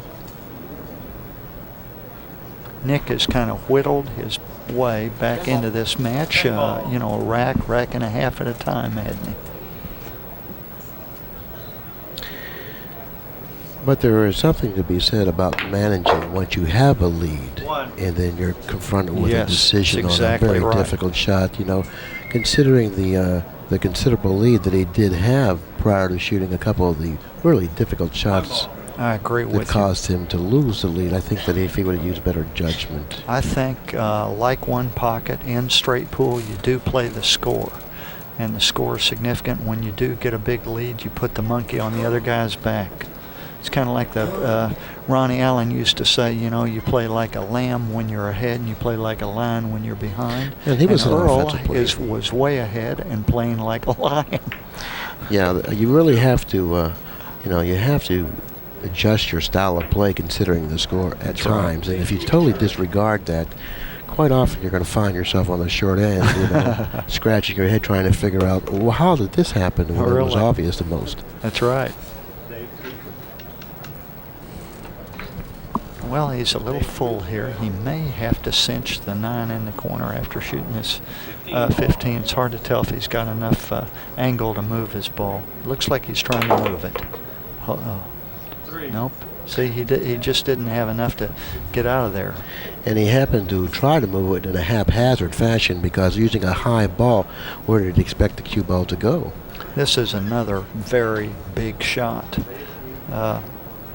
Big shot here. He's got to come with this shot to keep this run going.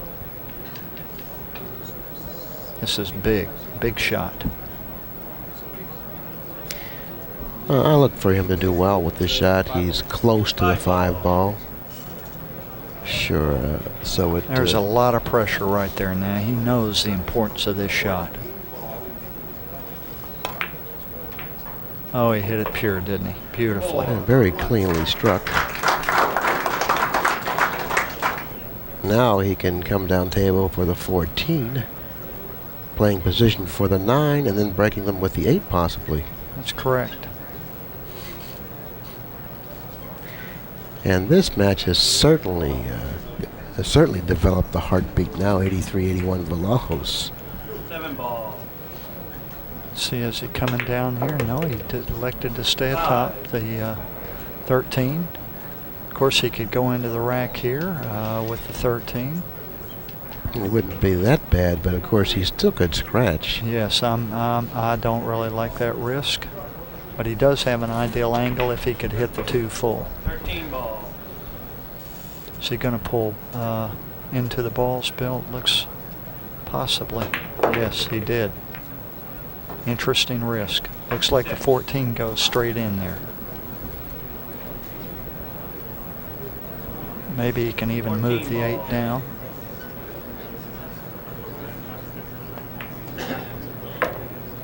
I think it'll pass by the 6. The 11 adjacent to the 2 near the foot spot is a potential break ball. 4 seems to be a little bit too low, as the 12 and 9.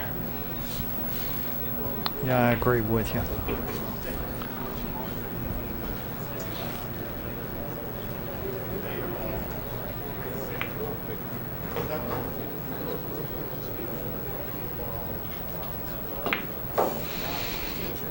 You would like to clear the 12 ball from the pattern there. That's certainly a burdensome ball. It stops the pocketing of the 2, which is a bad ball also. It stops the pocketing of the 2 in the lower left-hand corner. If he's able to attain a shot on the 2 in the left-hand side, that would be nice. Yes. You know, he's a little flat right here. This is a little difficult. What about the 4 on the side now? Yep, I like that. I like that shot better than this. I like the 4 on the side. I agree with that. Oh, that's good. That's nice. I like now that. Now he can shoot the 3 in the corner, that's 2 perfect. in the side. That's better yet. Or stand corrected. I like that sequence. This certainly opens up the door yeah, here this for the is great. 3-12-2 or 3-2-12 yeah. or whatever he needs to do. Yeah, he's home free there. 3 ball. The 3, then the 12. As long as he's full enough to stick and have a fairly flat angle on the 12. He doesn't want to be feathering the 12 back. Of course, if that were an issue, then I would draw for the 2 in the side. Oh, I don't like this. I don't like this at all. This could be a key ball here. This is wrong. 10. Now he has to work again. The 12 is still in the same position that it was before. He had an opportunity, I do believe, provided that he had the angle to eliminate the 12 from the mixer. He's going to spin, well, no, I thought he'd spin 2 rails. He's going to draw into the 12. Okay, that works. Takes it out of there. Well, it looks to me like he's going to recover nicely and be okay as long as he. One of the keys here is to not get frozen on a rail or something like that, Bill. You know, straight pool is a game of don'ts.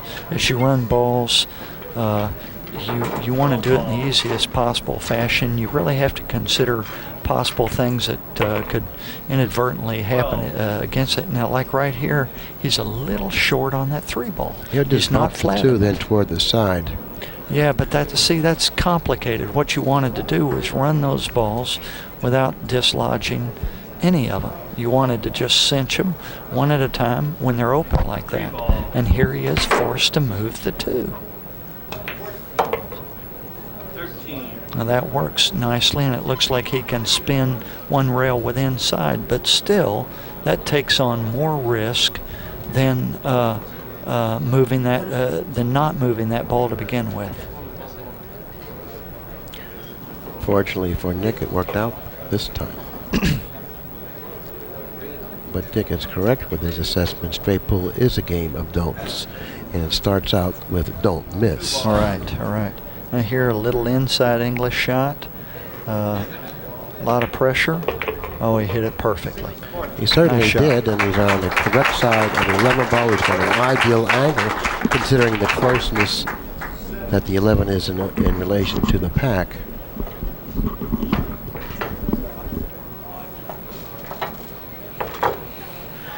Now, this particular break shot can be executed a couple different ways. Now, you could use a high ball, but you have to hit it with a good stroke, making sure you get a lot of top rotation on the cue ball. And you can also bring it back. It's like a half draw stroke, I would imagine, bringing it back halfway down the table. You know, it's funny though. Yeah, that's true, Bill. But that high ball, you think that the corner pocket down here is a possibility for the cue ball at times when that ball is close like that it could trim off of those balls and just go right in. I like the kind of the punch shot you're talking about, just coming right out. And now, if he elects to go underneath, he's going to have to make sure that he has plenty of backspin on the cue ball. He doesn't want to get stuck in the stack. Just kind of punch it. That's good. Oh boy, Too much draw. Got away. Too much draw. Punching it was the correct way to playing the Right, shot. he did draw it. You're right. It was a punch shot with more velocity. The velocity, of course, would offset the draw effect. It would open up the balls. Right, nicely. and get more get the balls to spread better. So in that sense, he actually misjudged the correct way of executing that break shot. If it comes up again, hopefully he'll have gone to school Okay, there. he thinks he knows what to do with Earl here. He's going to let Earl shoot. Well, it's been effective. I think he's corner hooked himself now. There- Now, if he's that's corner right. hooked himself, That's right. Earl will not shoot this. He's trying to tell us here. 200 years it's been going on. Earl says, I love to shoot, but I don't think from there that's my cup of tea. Holy cow, what's he doing here? Is he shooting, Bill? Yeah, he's coming. 5 ball. Holy cow. what is he doing here? He's shooting the 5? Is he shooting the 5? Earl is shooting the 5. You believe this?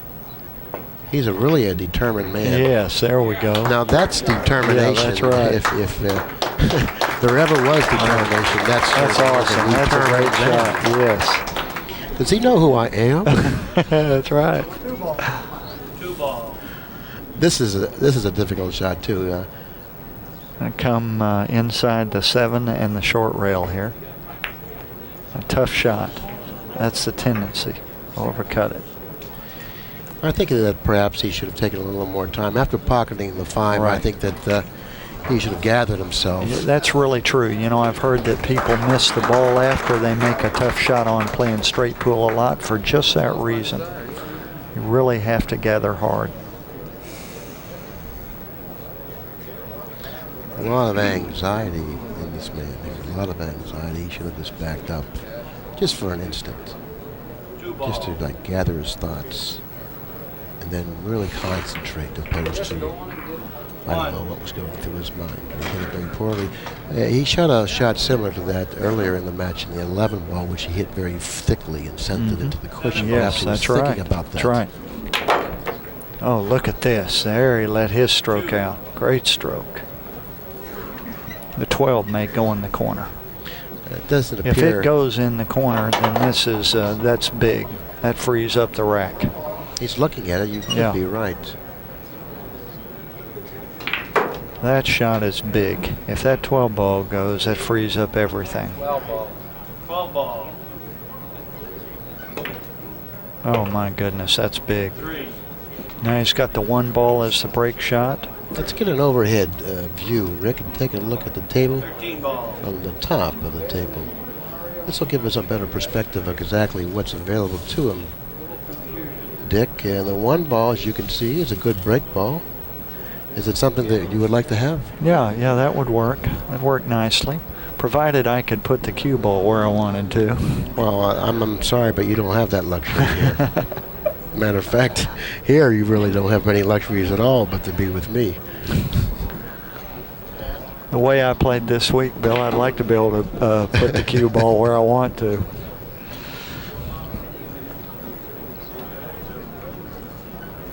I think he's going to try and hold the ball there, or he may go to the end rail. No, he's going to the end rail, punch it up. That's a nice shot. Nice shot. 4. Maybe the 9 on the side now, huh? I like that. 9 on the side now. I like the 9 on the side right now. The 9 is the one problem he's got. Oh, I don't think he needed to do I that. don't like that. But now, though, he's made the 4 ball the key ball, and it will work. But I sure don't like the sequence now. Everything's changed. The applause that you may have heard was for C.J. Wiley against Jim Rimpey, defeating Jim Rimpey by the score of I don't know, but I do know that he did win the match. C.J. must be on a roll. 150 to 62, Wiley over Rimpey. I guess those lessons I gave Wiley paid off. There you go. They had a Calcutta, and Rimpey, of course, sold number 1. So CJ has just beaten the consensus pick of the fans, Bill. And if they had another Calcutta, I would venture to say that Rimpey would go off the favorite again. I think so as well. Now, there was a situation where you don't want to move any balls unnecessarily. He dislodged balls, and now he's created a lot more difficult sequence. But that wasn't He's playing intentional. for the 6 in the side here. Inadvertently, he moved that ball, so therefore we really can't blame that on him. But Right. it was just his inability at that time to control the cue ball. It wasn't something that he wanted to do. And he was forced. Holy cow. He was forced to move the 9 that time. It's funny how that 1 or 2 little movements like that or choice of shots have changed this whole rack and made it extremely difficult. I think, Bill, that you were right on the bone of contention when you suggested that he shoot the 9 in the side earlier. I think that is where, that's why that shot selection is so critical. 14 ball. But the position of both the 9 and the 4 may preclude him from obtaining a good shot on the break ball, the 1 ball, because he's going to have to probably do some traveling. Yes.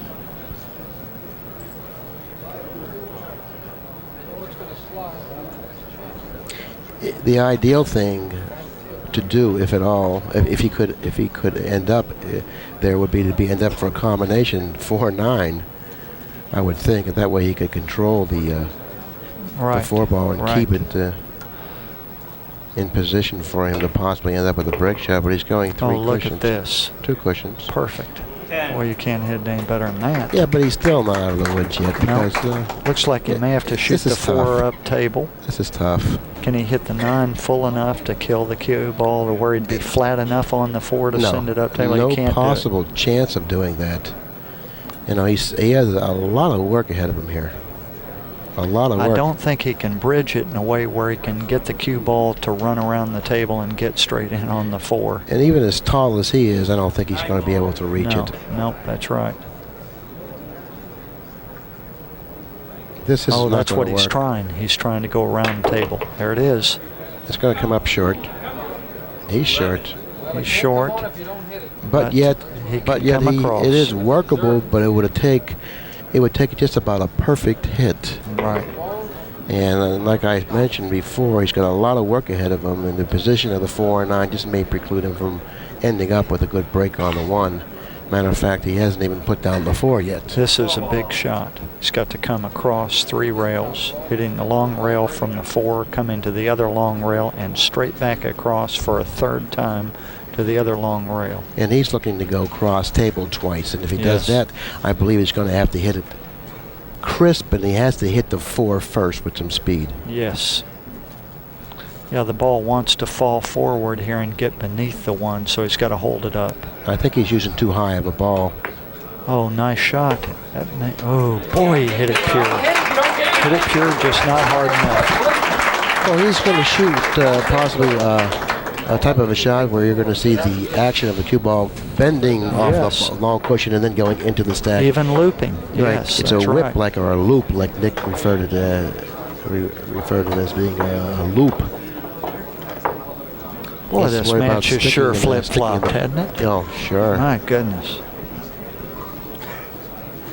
Now he's pretty tall, so he won't have a problem reaching this. And he has a powerful stroke also, so therefore we're going to see that loop Right. for sure here. Matter of fact, the angle that he has, he may loop and miss the corner ball here. Yes, that's right. It's very possible.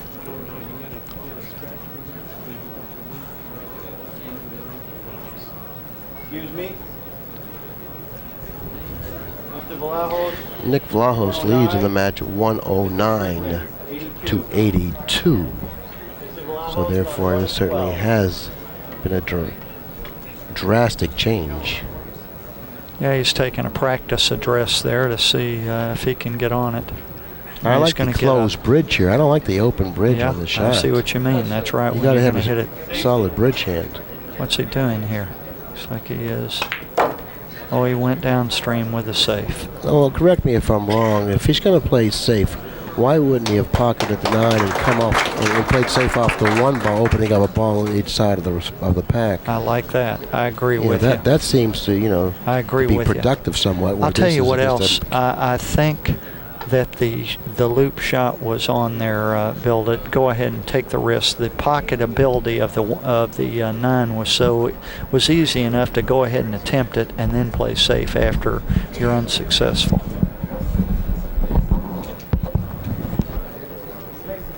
Safety.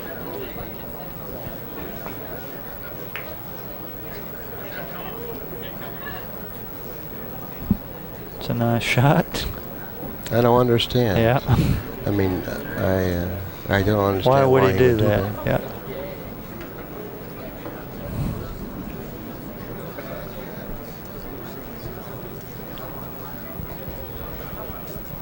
Normally, there's some intentional safety movement there and some cat and mouse, and of course Earl chose to lock and load and engage the tough safety there. This has to be totally wrong. Yeah, I don't like This that has either. to be totally wrong, because if he's positioned the cue ball that doesn't offer any potential offensively, Earl must pass the shot, and now Nick has really put himself in a trap. But Earl doesn't seem like he's going to pass anything. No, Earl's not. One. Now, does the 15...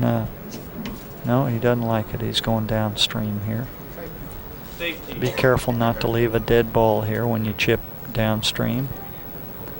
Safety allowed. Doesn't look like he's left anything.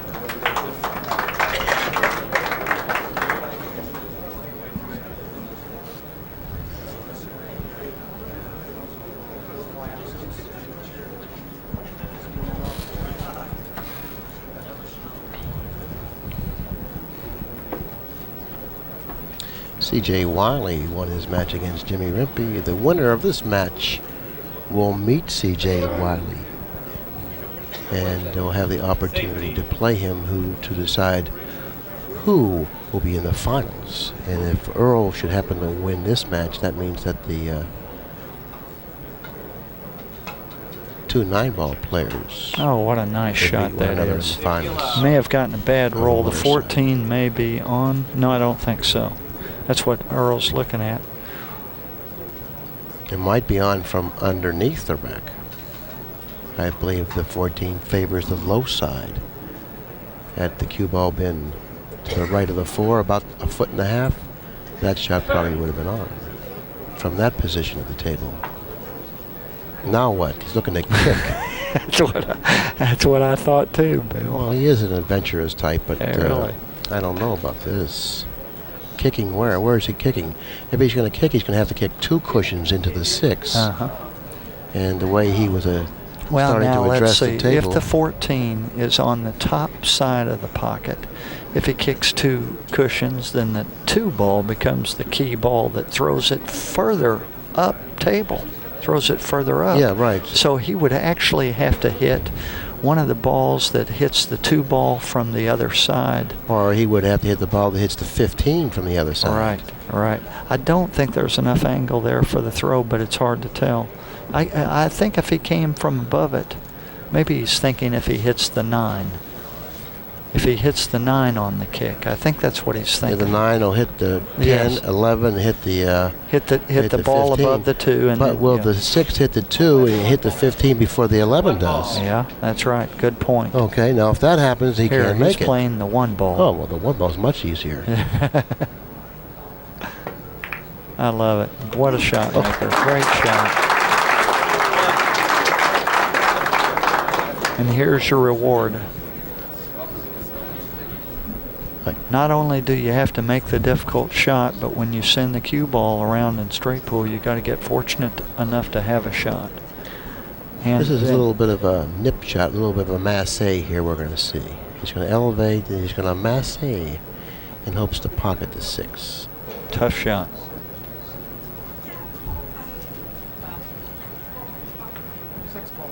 Six ball. No, he can draw right into him and shoot the 9 next. There it is. 2. Yeah, pretty good stroke. Yeah. And the 4, I think, goes by the stripe, the 14. 81 to 58 in favor of Vlahos before Strickland made this appearance to the table. 58, he needs 92 balls. This match has unusual length for this juncture with Earl playing straight pool. Well, that's It's a because little longer. Vlahos has been at the table a lot. He's got 100 balls, or 80. I draw into this 83. 15 firmly. Yeah, great shot. 4. Nice shot. Mr. Excitement. 14 ball. 5.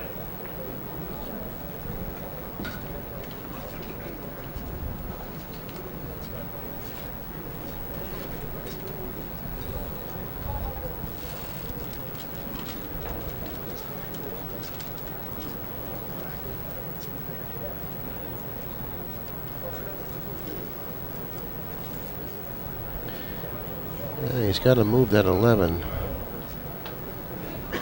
It's not a very nice ball in the position that it's in.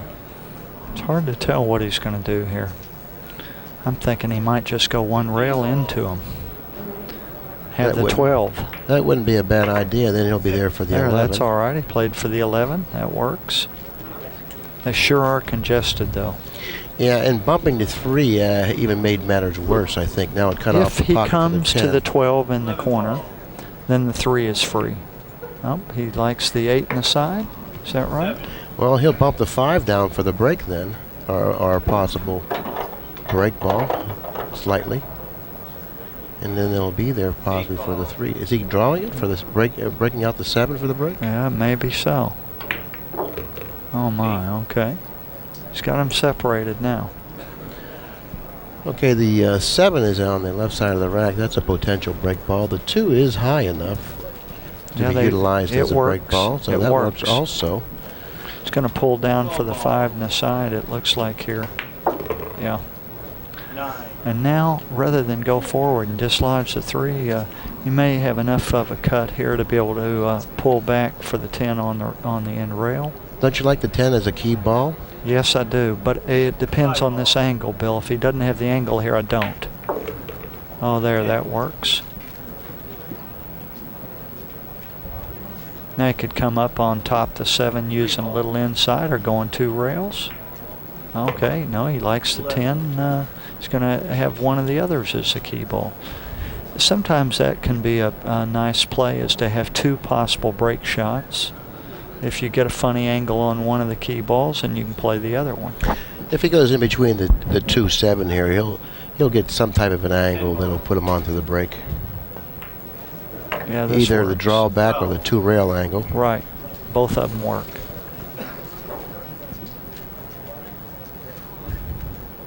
But it looks like he's got that weird angle. Yes, that he does. Slightly off angle. Right, That's he does. slightly, kind of gets slightly to the right, Both but not shots- enough to go around the Right. 2. He's going to go the 2 railer.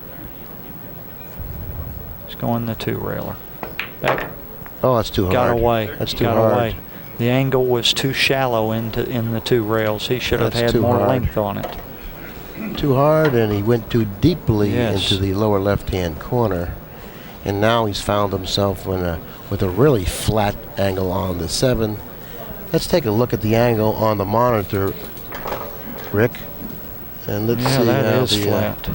It looks like, though, that the angle that he has a slight angle, a very slight one. Very He's going to much have so. to use a lot of power Well, to move the cue ball and open up 1 or 2 balls here. he could, but boy, the risk of the scratch here is really great. If he just chips those balls, then the glance effect is there, and it can send him right to the corner.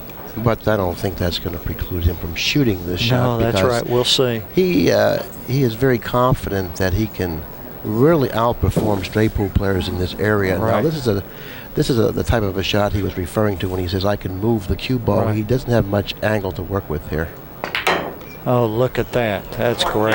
That's a great shot. And there's Now the a 8 ball. prophecy fulfilled. The 8 ball should be the shot here, I believe. The 8 ball then playing position for the 13. I see.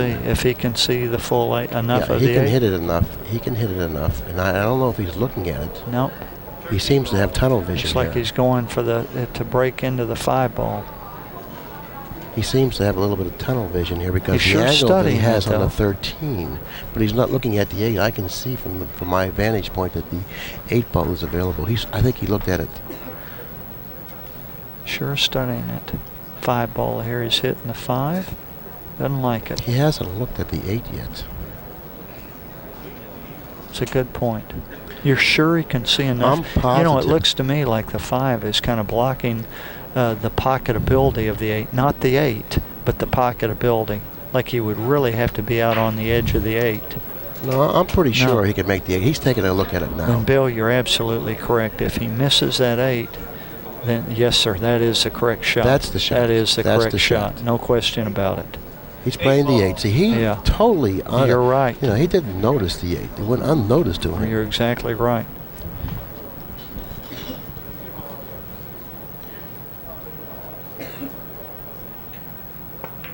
Oh yeah, That's was too the hard. shot. That's too hard. Be too hard for anybody but Earl Well, Strickland. I didn't say it was too hard and he wasn't going to shoot it. You're right. That's too hard. You're right. He's taking a marginal percentage shot here and missed it. And that's what happens in this straight pool. Even the best shot maker can succumb to it. You know, he had a couple other break shots that were similar to that, and he undercut those. Perhaps he wasn't going to allow that to happen to him again, and that's probably the reason why he hit the thin side of it. But to be honest with you, Dick, his speed of the cue ball has been abandoned. A little suspect.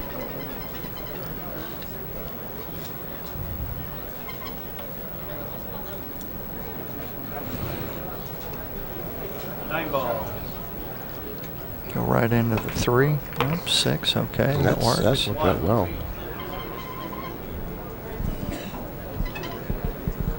If you can shoot that combo. 10 ball. This is big here. He's got to make it. Big shot. Oh, another break ball. Insurance. Shoot the 4 here. 4 ball. It's funny when those balls get on the end rail like that and they're seemingly innocent, but the 2 and the 3 are a bit close to each other. Good to work on that. How did you know 4 ball before I looked at it?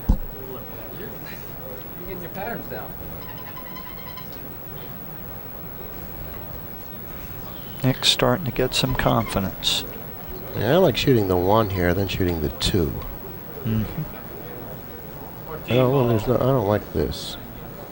But of course, this is kind of early in the rack to give an opinion. 15 ball. There's No, just- it makes sense what you said. I think that contention should be dealt with. Now here he's got to go into the balls needlessly. He can chip. Things funny can happen here. 6. It's okay. He came out well. I don't like the 12 ball as a key ball. The position of the 6 suggests, at least to me, that the 12 ball should not be the key ball. I would rather, if he's going to break with the 6, that is. Right. But he could break with the 11 using the 13 as a key ball. Exactly. Sometimes you opt for the availability over the quality. The 6, since he's a tall right-hander, would be a preferable break ball, but the availability of the 11 coming from the 13 would be maybe give it better accessibility. Well, I don't believe accessibility is a problem right here. I think that whenever a break ball is better positioned is the one he should choose. Because he can certainly drop onto the 6 nicely off of the 13 for sure.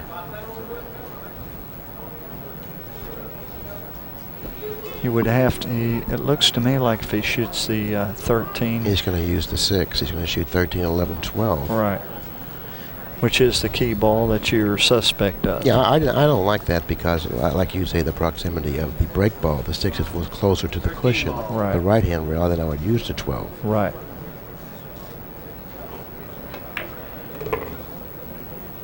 Get above it. Nice. Now one of the keys here is to really get flat on the 12. And he doesn't want to end up on the other side of the 12. No, that could be disastrous. Right. That's right. He'd have to go 3 rails with his cue ball. 11 ball. 11. Now he's got to put that nice little pure draw stroke on it. Not overdo it. And I've always considered this type of a shot difficult. Drawing the cue ball 6, 8 inches is, I feel, difficult for a lot of players. I agree with you. This is tough. Big shot.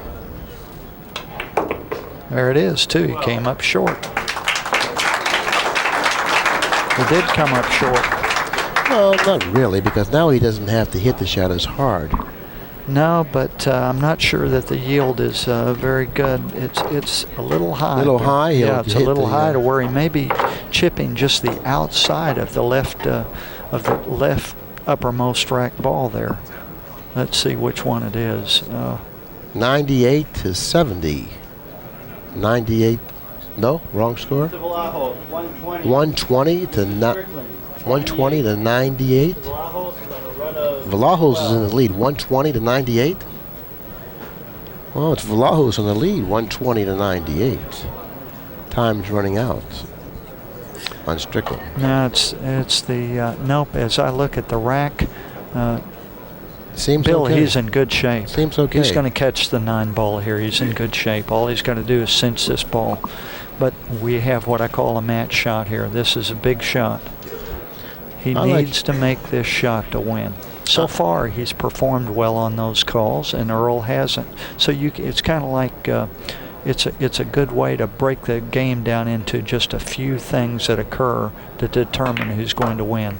There it is. 13. Made a great shot. I think that looms. I mean, that's a big shot for him. Holy cow, he's got something here. Is he looking at the 7? Oh, that would be great if the 7 would go for him. He wouldn't have to it's be hard to tell if it goes by the 3. 12. Big shot, yes. Big shot. And now the 113 appears like it's lined up also. I think it is. I think it is.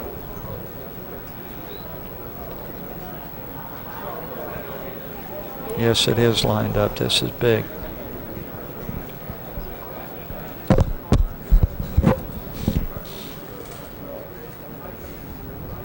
Ball. 15.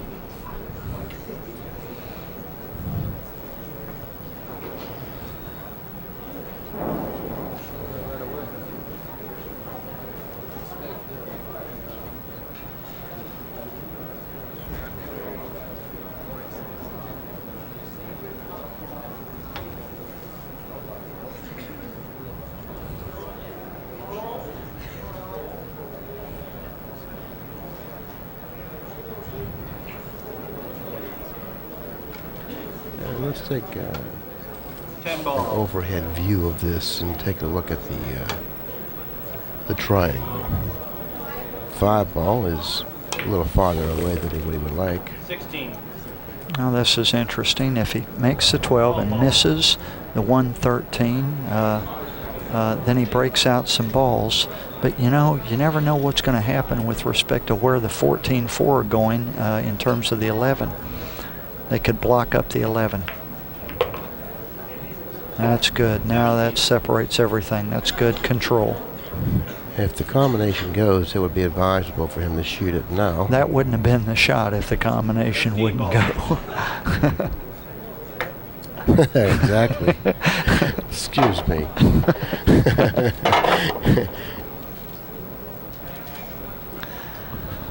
4 ball. 19. Oh, this is, my goodness. 1 ball. 20. And he's pipping them in, Bill. He's got to play for the 9, I think, and go over and get that 11. He's got to get the 11 out of there, Yes, that's for he does. sure. If he would play for the 9, possibly here, maybe he could play it in the side and go over and get that 11 and then try to take a better look at it from that position. 14 ball. He's going for the 11 now. Nice shot. 21. I agree. I think you want to get rid of that 11. The 11 is a very ugly ball, considering the position that it's in on the table. In relation to the break shot, he certainly can't use that, so there's no reason why he should stay there. 22.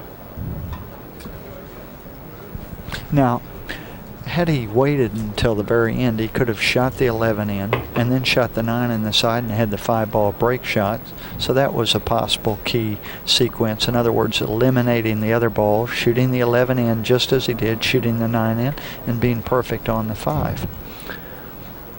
You see the sequence I'm talking about? Yeah, but I think that even after you describe it, it's still, you're in close quarters. I do too. With I the agree 9 with and you. the 5, I you have to agree get with you. precisely.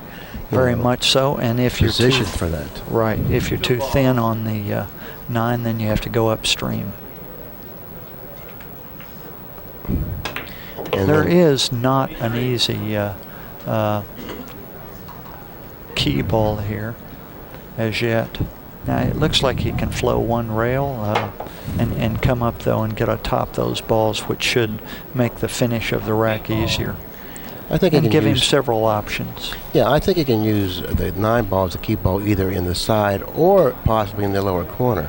I think the objective here, Bill, is to get very flat on the 9, to get atop the 9 here. Going one rail and getting flat on the 9.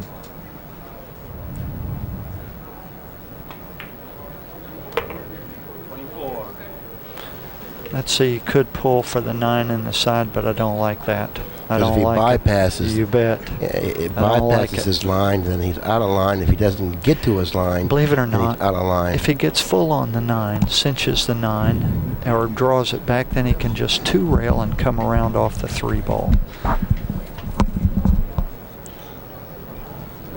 Sending the cue ball 2 rails in the left corner of the table and coming right up atop but the he's 5. not going to do that. No, he can't do that now. He's not going to do that.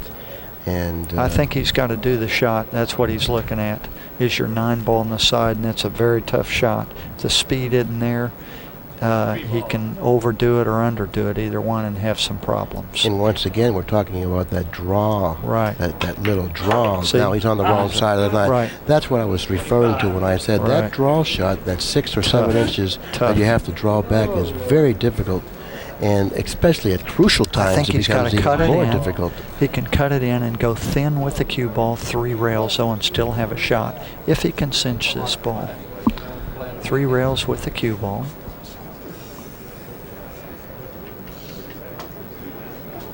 That's why I like the other way. I like just getting full on the 9 and using the 3 and going 2 rails. You see the key ball I'm talking about.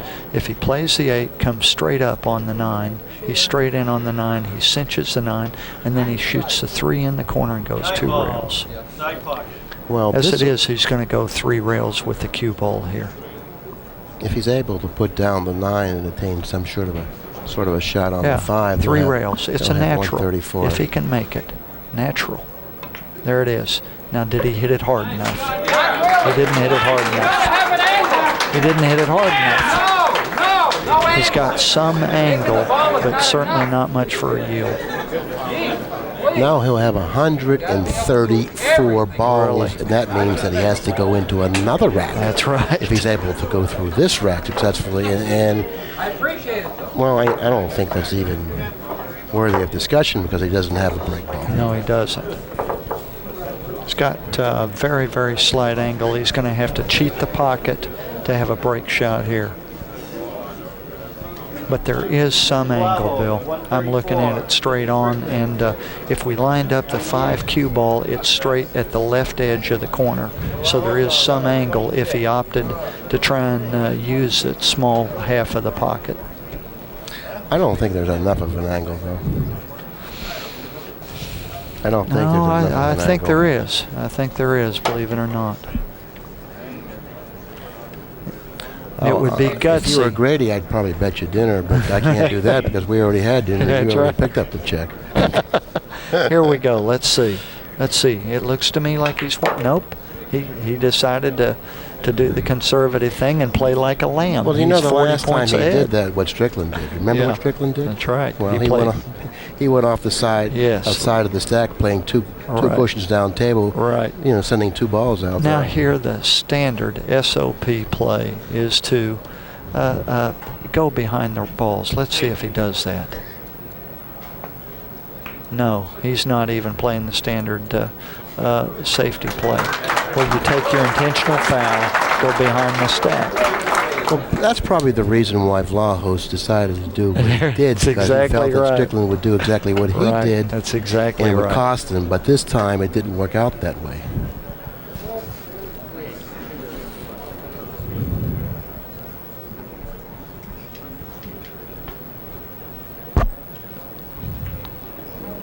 Well, now he may chip this ball as thin as he can, but I wouldn't be surprised to see him air it. Oh, no, no. Okay, could hit it full. That's the right shot. Nice shot. I didn't realize he had full ball there.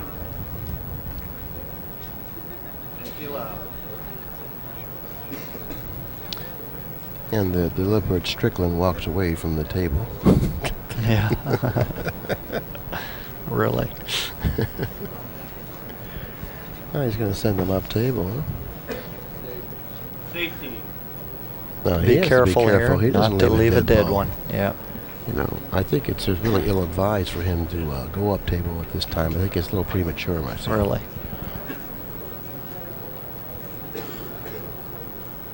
It's a good point.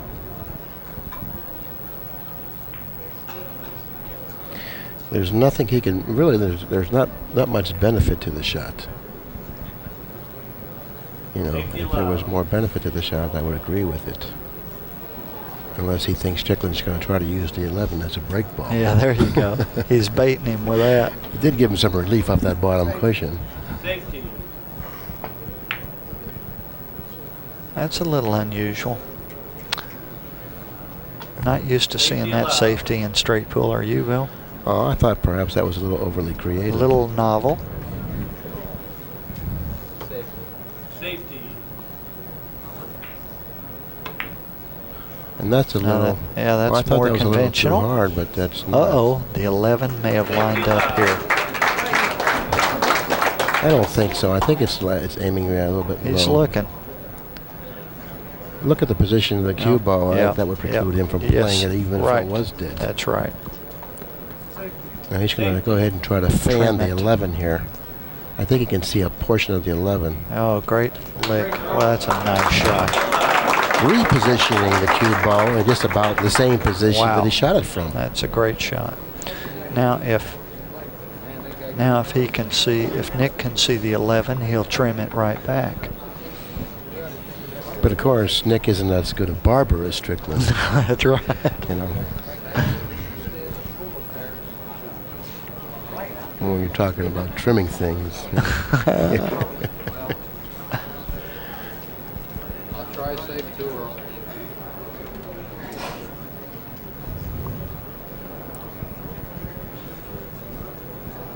Safety.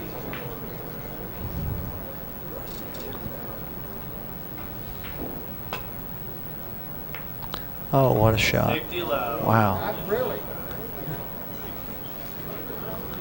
I don't think that he has. Earl's got him play here. Now, one standard straight pool move is to pocket the 11 and go 3 rails to the end rail and freeze up kind of like the opening break shot here and put the ball back in Nick's court. Earl looks like he's anxious to try and make something happen here, though. He looks like he sees something that, has three? possibilities. Uh-huh. Look at his eyes. The 3, yeah. My goodness. He's tempted. Tempted. It doesn't take much for him to be tempted, No. as we all know. Holy cow. Look at him. He's very intently looking at Really? the situation, and I'd be surprised to see him not go for something here. Really. I still, I stand by the other shot. I believe that it's a percentage When you play. look at his eyes, he's like looking like a little boy right before he opens his presents at Christmas. You know? Really. He's lasered in.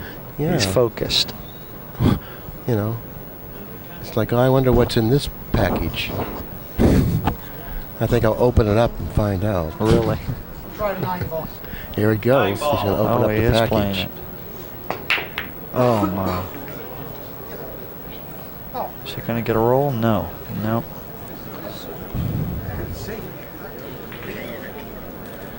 Well, he's played the type of game that he wants to play. Yes. This time it didn't work for him. No. And possibly this will be a learning experience for him. You know, he did have the opportunities. Sure Not that did. this match is over. No. Because Nick still has to end it. But 1 ball. Nick has the 315 to deal with. if he's able to continue out to run the remaining balls, he still has to go into the next rack. Yes. I think the 2 works here. Is the 2 straight in? Yes.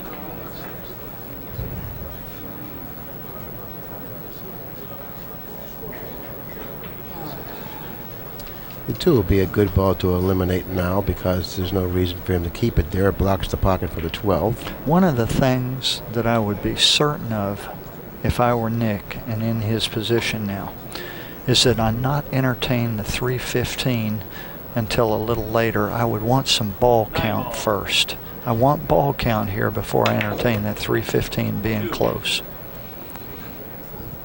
It's important that he not stub his toe early. That's right. Had he had an insurance ball, then perhaps you would have been thinking differently. Right. 3.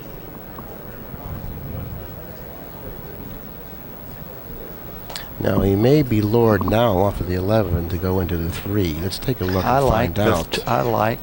I don't like that. I like the 7 to the 6, 2 rails, maybe 3 rails. I don't want to deal with that 315 at this point. And Clear balls. I'm in total agreement with you. Clear balls first. 7 ball. And maybe what will happen is you'll have the 13 as a safety valve or the 8 later in the rack. Something else. Right. You don't deal with that yet. Yes, you definitely nope, want to. I don't like that. I would have gone to the long rail with the outside English rather than that. Okay, now he's put himself back in a very similar position than he was in before I don't like he shot. this. This I don't like.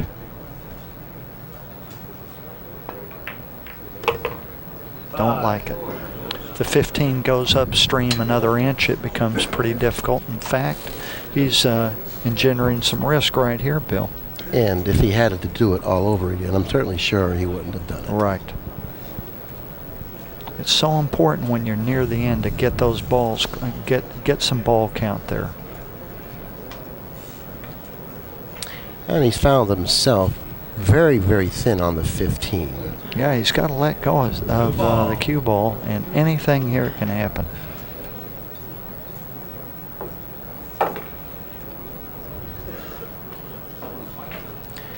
If he's able to cut the 15 in, if it's thinner than what it appears from my vantage point, he'll have to hit it with some speed. And like Nick said, anything can happen. But if he elects to play the 2, disregarding the 15, then tough he has shot. to come with a tough shot. It's more risk. The shot is so hard. It's the kind of shot you just don't want to be shooting there. Boy, he pured it in. And actually, it's a shot that he shouldn't have been shooting. No, that's correct. But nevertheless, it's all history now. Right. He's taking care of that problem. Great. 6 ball. For his camp. Now he has to be concerned about a break ball and how he's going to approach it, because he still needs 2 more balls after the conclusion of this rack. I like getting that 13 out of there. I like the 13 here, not the 14. I like the 13 here. Get that 13 out of there. 12 ball.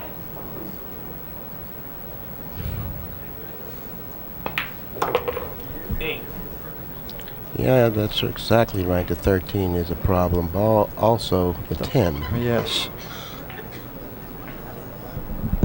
14 ball.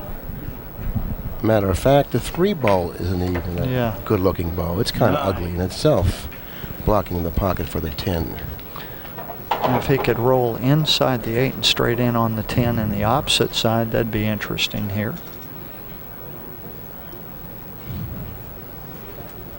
Cutting the 15 slightly to his left and going just to our left of the 8 and then right up on the 10 in the side. Even from this position, if you can envision what the layout would look without the 13, you will then understand the importance of eliminating it in the earlier stage. That's right.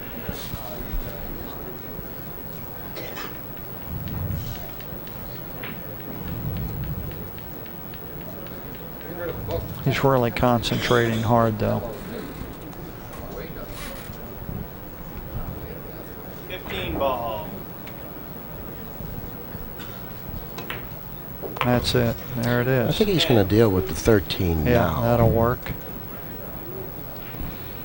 How about if he can trickle forward, shoot the 5, and then cut the 3 and fall on the 10 in the side.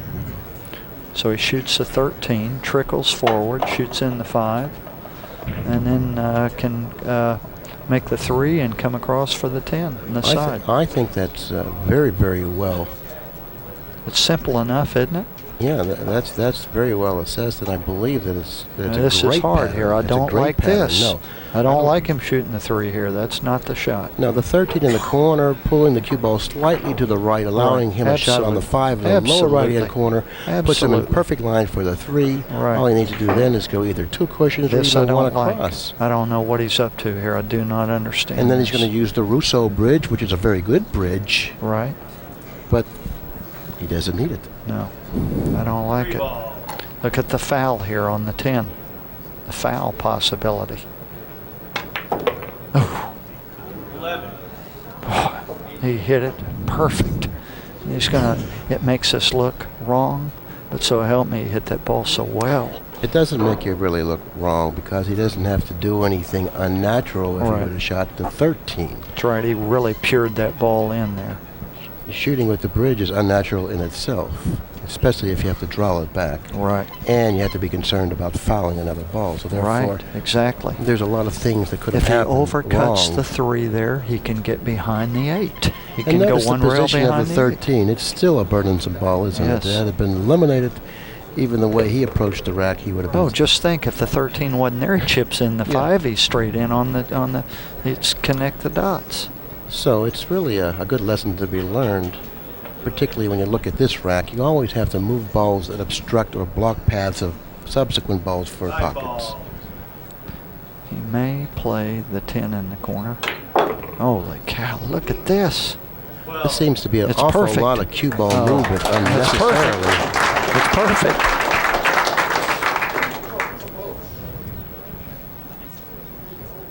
I think he's absolutely, well, maybe not. If he's straight in on the 10, it's perfect. If he's 10 ball.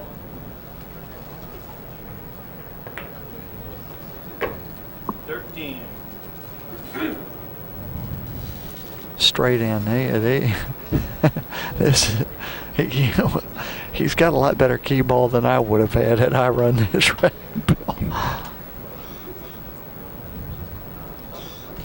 13 ball. 14. Well, he got through that rack, but it certainly wasn't like a Liberace performance. No.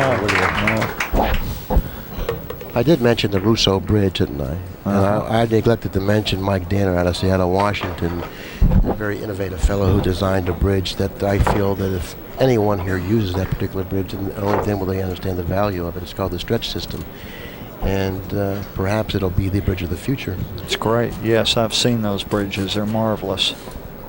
Mr. Vlahos, 148. I did mention that the major sponsors were Skillful Vending and Spot Shot Billiards, along with Dufferin and Simonis 860, and also the PBT. I mentioned that earlier, but once again I'll mention it. And the reason I'm mentioning all this is it looks like this end is imminent, and Yes. he only needs needs two. 2 balls. Playing for 2. The end of this match is quickly approaching. You know, it's funny. I think Earl must have had him down 80 to 20 or 30 at one time here, didn't he, Bill? It was significant, but not enough. There it is. 15. It looks like Nick Vlahos will 10 ball. be the one that'll be playing C.J. Wiley on the winner's side to determine who will then be at the front. Great. Nice match.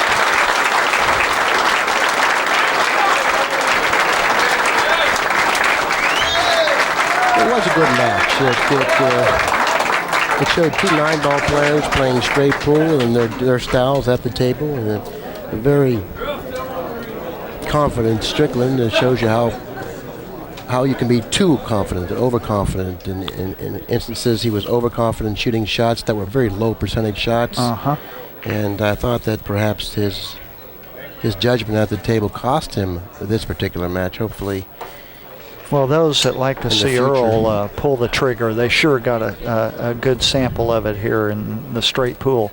You know, he didn't change his style at all. He plays straight pool just like 9-ball, full speed, straight ahead, you know. And I enjoy watching Earl play, even though some of his shots went awry tonight, Bill. yeah, I would like to have an interview with Nick because it's not often. As a matter of fact, we've never interviewed Nick because he doesn't play in major 9-ball events, and this is the first opportunity I've had to watch him play.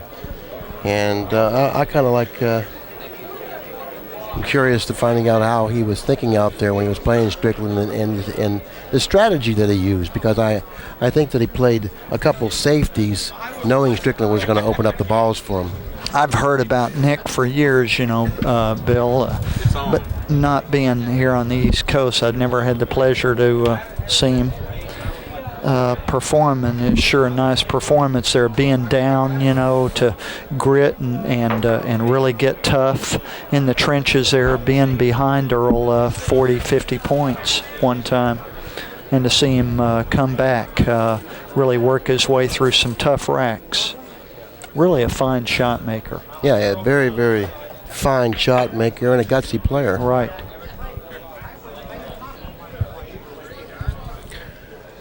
Well, congratulations, Nick. You can grab the mic and then you can hold it close when you speak. Congratulations on your victory against Earl Strickland. Quite frankly, both Dick and I were surprised that you won that match, considering the comfortable lead that Strickland had. And he more or less opened the doors for you on a couple of different occasions. But of course, the strategy that you used out there kind of like helped things. And well, that strategy's been in straight pool since the beginning of time. And evidently Earl doesn't want to play it or doesn't know how to play it. So it makes it very difficult for him, but he's a great player, and if he studies his patterns, he'd probably be as good at straight pool as he would 9-ball. Really, but that's a different game than 9-ball. You can't just fire balls. You have to use some strategies, like chess. It looked like that's what you were kind of doing him in certain parts, was you would tempt him into going into that shot-making phase that he's renowned for, knowing that in straight pool sometimes that can be deadly. Well, to be honest with you, I was very surprised that it looks to me as if he never played straight pool before. And it kind of took the heart out of me, because I expected to be in a real dogfight. And then when he started firing balls and not playing safe, I don't know. I mean, I just tried to get to the 150, but it helps to feel like you're really accomplishing something. Did that 11-ball bank kind of surprise you when he had that large lead and he played the 11 one rail on the side from a pretty severe angle. And lifted the 6-ball break Yeah. shot underneath the rack. Well, after I saw him do, I can't remember, but once I saw him do something that was very uncharacteristic of straight pool, I knew right then and there that he had no intentions in playing the game of straight pool the way it should be played, or he didn't know how. So you got to give him a lot of credit for doing as well as he has, never playing straight pool before. There was one situation that came up several times during the match, and that was when you shot off the last ball on the table, didn't really utilize that ball as a break ball. No, excuse me, the first ball of the rack not utilizing that ball as a break ball, playing safe, leaving the cue ball up table. Yeah. And then Earl obviously went to the end ball trying a 2-rail safety like the opening break shot. He did that a couple of times. I'm sure that you used that strategy knowing he was going to do that. No, it never crossed my mind. I just figured that he'd go behind the pack and take a scratch, but he didn't do that. And I got out of line on a lot of break shots. If I didn't miss a few balls early, he never would have got the lead that he got. But, you know, I did make a couple of boo-boos to let him get going. But, Nick? you know, he could probably run hundreds of balls, but without knowing the patterns, it's going to be difficult. Don't you think, though, that when you see a move, don't you think that when you see Earl make a move where it's different than what you're expecting, I mean, a really unusual move, kind of counter to normal straight pool, that it does give you kind of a shot in the arm and it gives you confidence and a feeling that you're in command? If I was competing all the time, yeah, it would. But for right now, this is just entertainment for me. So, you know, I was expecting him to play the type of match I had with Grady Matthews, where it was a real dogfight to get a shot. Right. I mean, I had to work my butt off to get a shot, and with Earl, he just gave me all the shots in the world, you know. I almost had to catch up. He loves to pull the trigger, doesn't he? Well, I don't know. I haven't seen him play 9-ball since he was 16, so they tell me he's gotten very good over the last 20 years. But I've never seen him play, to be honest with you, except on TV. And there was the first televised 9-ball with Reyes and him. The same situation happened as far as strategy. Reyes had him 2-0. I remember. And he made a very simple push-out after the break. And Earl just stuck him behind a ball. Efren tried to kick it, and the next thing you know, it was 11-2. Oh, really? So That's right. strategy goes, it's a dance. You have to have offense and defense. And without it, you'll come short. Nick, you sure gave a wonderful performance. Played great.